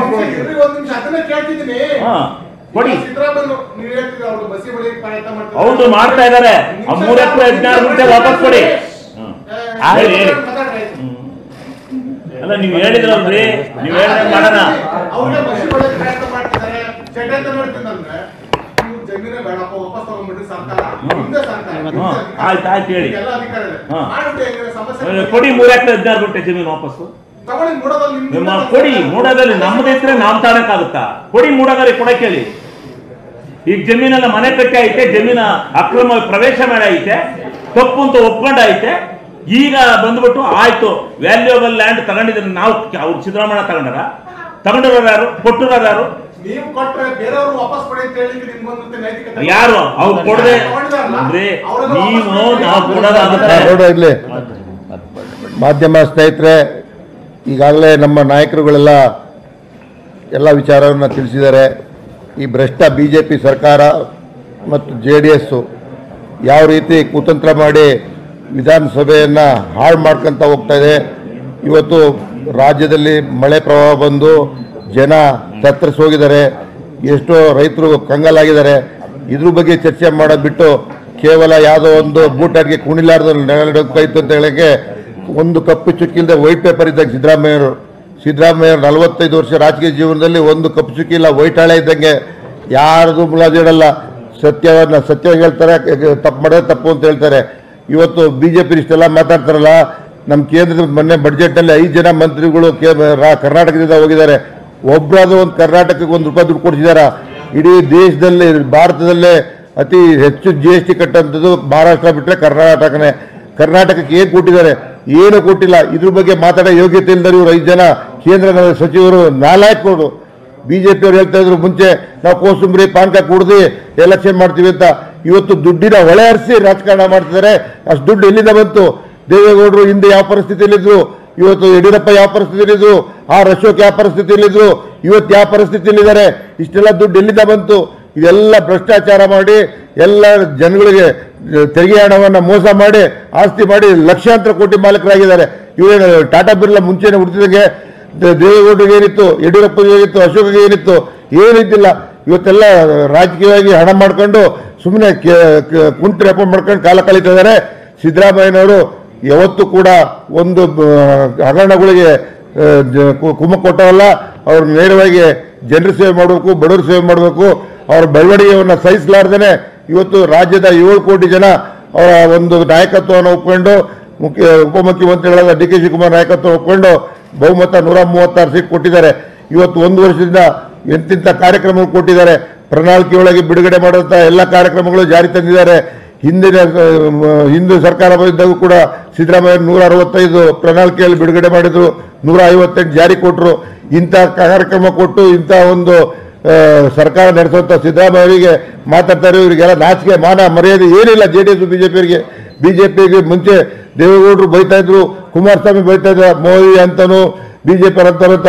ಇವತ್ತು ಅಧಿಕಾರದ ಆಸೆಗೋಸ್ಕರ ಈ ರಾಜಕೀಯ ಬೇಕು ಅಂತೇಳಿ ಅವ್ರ ಜೊತೆಗೆ ಕೋಮುವಾದಿಗಳ ಜೊತೆ ಸೇರ್ಕೊಂಡಿದ್ದಾರೆ. ಮಾನ ಮರ್ಯಾದೆ ಇದ್ರೆ ಕುಮಾರಸ್ವಾಮಿ ಇವತ್ತು ಫಸ್ಟ್ ರಾಜೀನಾಮೆ ಕೊಡಬೇಕು. ಅವರು ಯಾವುದೇ ಕಾರಣಕ್ಕೂ BJP ಜೊತೆ ಹೊಂದಾಣಿಕೆ ಮಾಡ್ಕೊಳಲ್ಲ. ದೇವೇಗೌಡರು ಹೇಳಿದ್ರು, ನನ್ನ ಮಗ BJP ಜೊತೆ ಹೊಂದಾಣಿಕೆ ಮಾಡಿದ್ರೆ ಹೆಣ ನೋಡ್ಬೇಕು ನಂದು ಅಂತಂದ್ರು. ಹೆಣ ನೋಡಲಿಲ್ಲ, ಹಣ ನೋಡಿದ್ರು. ಹಣ ನೋಡ್ಕೊಂಡು ಇವತ್ತು ಎಲ್ಲ ಅಡ್ಜಸ್ಟ್ಮೆಂಟ್ ರಾಜಕಾರಣ ಮಾಡ್ತಾರೆ. ಈ ಇಸ್ಪೀಟ್ ಒಳಗೆ ಮ್ಯಾಚಿಂಗ್ ಎಲ್ಲ ಇದ್ದಂಗೆ ಇಂಥ ಒಂದು JDSನವರು, ಇಂಥ ಒಂದು BJಪಿಯವರು ಕಾಂಗ್ರೆಸ್ ಬಗ್ಗೆ ಆರೋಪ ಮಾಡ್ತಾರೆ. ಸತ್ಯಕ್ಕೆ ದೂರವಾದಂಥ ಸಂಗತಿ. ಸಿದ್ದರಾಮಯ್ಯವರು ಒಳ್ಳೆ ಸರ್ಕಾರವನ್ನು ನಡೆಸ್ತಿದ್ದಾರೆ. ರಾಜ್ಯ ಜನತೆ 7 ಕೋಟಿ ಜನ ರಾಜ್ಯದಲ್ಲಿ ಸಿದ್ದರಾಮಯ್ಯ ನಾಯಕತ್ವ, ಶಿವಕುಮಾರ್ ಅವರ ನಾಯಕತ್ವ ಒಪ್ಕೊಂಡಿದ್ದಾರೆ. ಇವರು ಕುತಂತ್ರಕ್ಕೆ ಯಾರು, ಇವರು ಅಪಪ್ರಚಾರಕ್ಕೆ ನಮ್ಮ ಕರ್ನಾಟಕ ಜನ ಯಾರು ಮನ್ನಣೆಯನ್ನು ಕೊಡಬೇಡಿ. ಇವರೆಲ್ಲ ದೊಡ್ಡ ಆಲಿಬಾಬಾ 40 ಜನ ಕಳ್ಳರು ಗುಂಪಿದ್ದಂಗೆ. ಈ ಮೂಢ ಹಗರಣ ಹೊರಗಡೆ ಬಂದ ನಂತರ ಶಿವಮೊಗ್ಗ ಪ್ರಾಧಿಕಾರದಲ್ಲೂ ಈ ರೀತಿಯ ಅಕ್ರಮಗಳಾಗಿದ್ದಾವೆ ಅನ್ನುವಂಥ ಆರೋಪಗಳು, ಚರ್ಚೆಗಳು ಶುರುವಾಗಿದೆ. ಆ ರೀತಿ ಆಗಿದೆಯಾ? ಇನ್ನೂ ತನಕ ಯಾವುದು ಆಗಿಲ್ಲ. ಇನ್ನೂ ನಮ್ಗೆ ಯಾವುದು ಗಮನಕ್ಕೆ ಬಂದಿಲ್ಲ. ಬಂದರೆ ಯಾರೇ ತಪ್ಪು ಮಾಡೋರು ಶಿಕ್ಷೆ ಅನುಭವಿಸ್ಲಿ. ಒಂದು ಕ್ಲಾರಿಫಿಕೇಶನ್ ಇಲ್ಲಿ ಅಶೋಕ್ ವಿಚಾರದಲ್ಲಿ ಇದೇನಾಗಿದೆ, ಅಶೋಕ್ ಅವರು ಮಂತ್ರಿ ಆಗಿದ್ದಾಗ ಆ BM ಕಾವನಲ್ಲಿ ಅಕ್ರಮವಾಗಿ ಅವರು ಮಂಜೂರಾಗಿದೆ ಅಂತಲ್ಲ, ಅಕ್ರಮವಾಗಿ ಮಂಜೂರಾಗಿದೆ ಅಂತೇಳಿ ಹೈಕೋರ್ಟ್ ಸುಪ್ರೀಂ ಕೋರ್ಟ್ ಅವ್ರ ಕೇಸ್ ಆಗಿದೆ. ಅದನ್ನು ಅವರು ಚುನಾವಣಾ ಒಂದು ಇದು ಕೊಡಬೇಕಾದಾಗ ಕ್ರಿಮಿನಲ್ ಕೇಸ್ ಯಾವುದು ಇಲ್ಲ ಅಂತ ಕೊಟ್ಟಿದ್ದಾರೆ. ಅದನ್ನು ಸ್ಪಷ್ಟೀಕರಣ ಮಾಡ್ತೇನೆ. ಅವರ ಕಾಲಾವಧಿ ಆಡೋದಕ್ಕೆ ಸುಪ್ರೀಂ ಕೋರ್ಟಲ್ಲಿ ಕೇಸ್ ಆಗಿದೆ ಅಷ್ಟೇ. ಅವರು ತಗೊಂಡಿದ್ದಾರೆ ಅಂತ ಕೇಸ್ ಆಗಿಲ್ಲ. ಅವರು ಅವರ ಕಾಲಾವಧಿಯಲ್ಲಿ BM ಕಾವಲಲ್ಲಿ ಆ ಜಮೀನು ಹಂಚಿಕೆ ಮಾಡಿದ್ದಾರೆ ಅಂತೇಳಿ ಅವ್ರ ಮೇಲೆ ಸುಪ್ರೀಂ ಕೋರ್ಟಲ್ಲಿ ಕ್ರಿಮಿನಲ್ ಮೊಕದ್ದಮೆ ದಾಖಲಾಗಿದೆ ಅಂತೇಳಿ ಸ್ಪಷ್ಟೀಕರಣ ಕೊಡ್ತೀವಿ. ನಿಮ್ಗೊಂದು ಪ್ರಶ್ನೆ ಸರ್, ಇವರು ಕೂಡ ಹಾಸನದಲ್ಲೂ ಕೂಡ ಈ ಥರದ ಅಕ್ರಮ ಆಗಿದೆ. ಅಲ್ಲಿ ಕಮಿಷನರ್ ರಮೇಶ್ ಅವ್ರ ಮೇಲೆ ಎಫ್ಐಆರ್ ಆಗಿದೆ. ನಾನು ಹಾಸನ್ ಮೂಡಾದ ಬಗ್ಗೆ ನನಗೆ ಮಾಹಿತಿ ಇಲ್ಲ, ನಾನು ತಿಳ್ಕೊಂಡಿಲ್ಲ. ನಾನು ತಿಳ್ಕೊಳ್ಳೋದಲ್ಲೇ ಯಾವುದನ್ನು ಸೃಷ್ಟಿ ಮಾಡಿ ನಕಲಿ ದಾಖಲೆ ನಾನು ಒಂದು ಕೇಳ್ತೀನಿ, ಇಡೀ ಕರ್ನಾಟಕ ರಾಜ್ಯದಲ್ಲಿ ಈ ಮೂಢ ವ್ಯವಸ್ಥೆ ಏನಿದೆ ಇದು ಸ್ವಲ್ಪ ಪಾರದರ್ಶಕತೆಯಾಗಿ ಕೆಲಸ ಮಾಡಬೇಕು ಅನ್ನೋದು ನನ್ನ ಅಭಿಮತ. ಅದರಲ್ಲಿ ಏನಾದರೂ ಅಕ್ರಮಗಳು ನಡೆದಿದ್ರೆ ಬಳಕೆಗೆ ತರಲಿ. ಹಾಸನದಲ್ಲಾದ್ರೇನು, ಶಿವಮೊಗ್ಗದಲ್ಲಾದ್ರೇನು, ಇಡೀ ರಾಜ್ಯದಲ್ಲೇ ಆ ಅಕ್ರಮ ನಡೆದಿದ್ರೆ ಅದನ್ನು ಬಳಕೆಗೆ ತರಲಿ. ಅದ್ರಲ್ಲಿ ನಮ್ದೇನು ಅಭ್ಯಂತರ ಇಲ್ಲ. ಭ್ರಷ್ಟಾಚಾರದ ಪಿತಾಮಹಗಳೇ BJP JDS ನೋಡ್ರೆ JDS BJP ಭ್ರಷ್ಟಾಚಾರದ ಪಿತಾಮಹಗಳು. Thank you.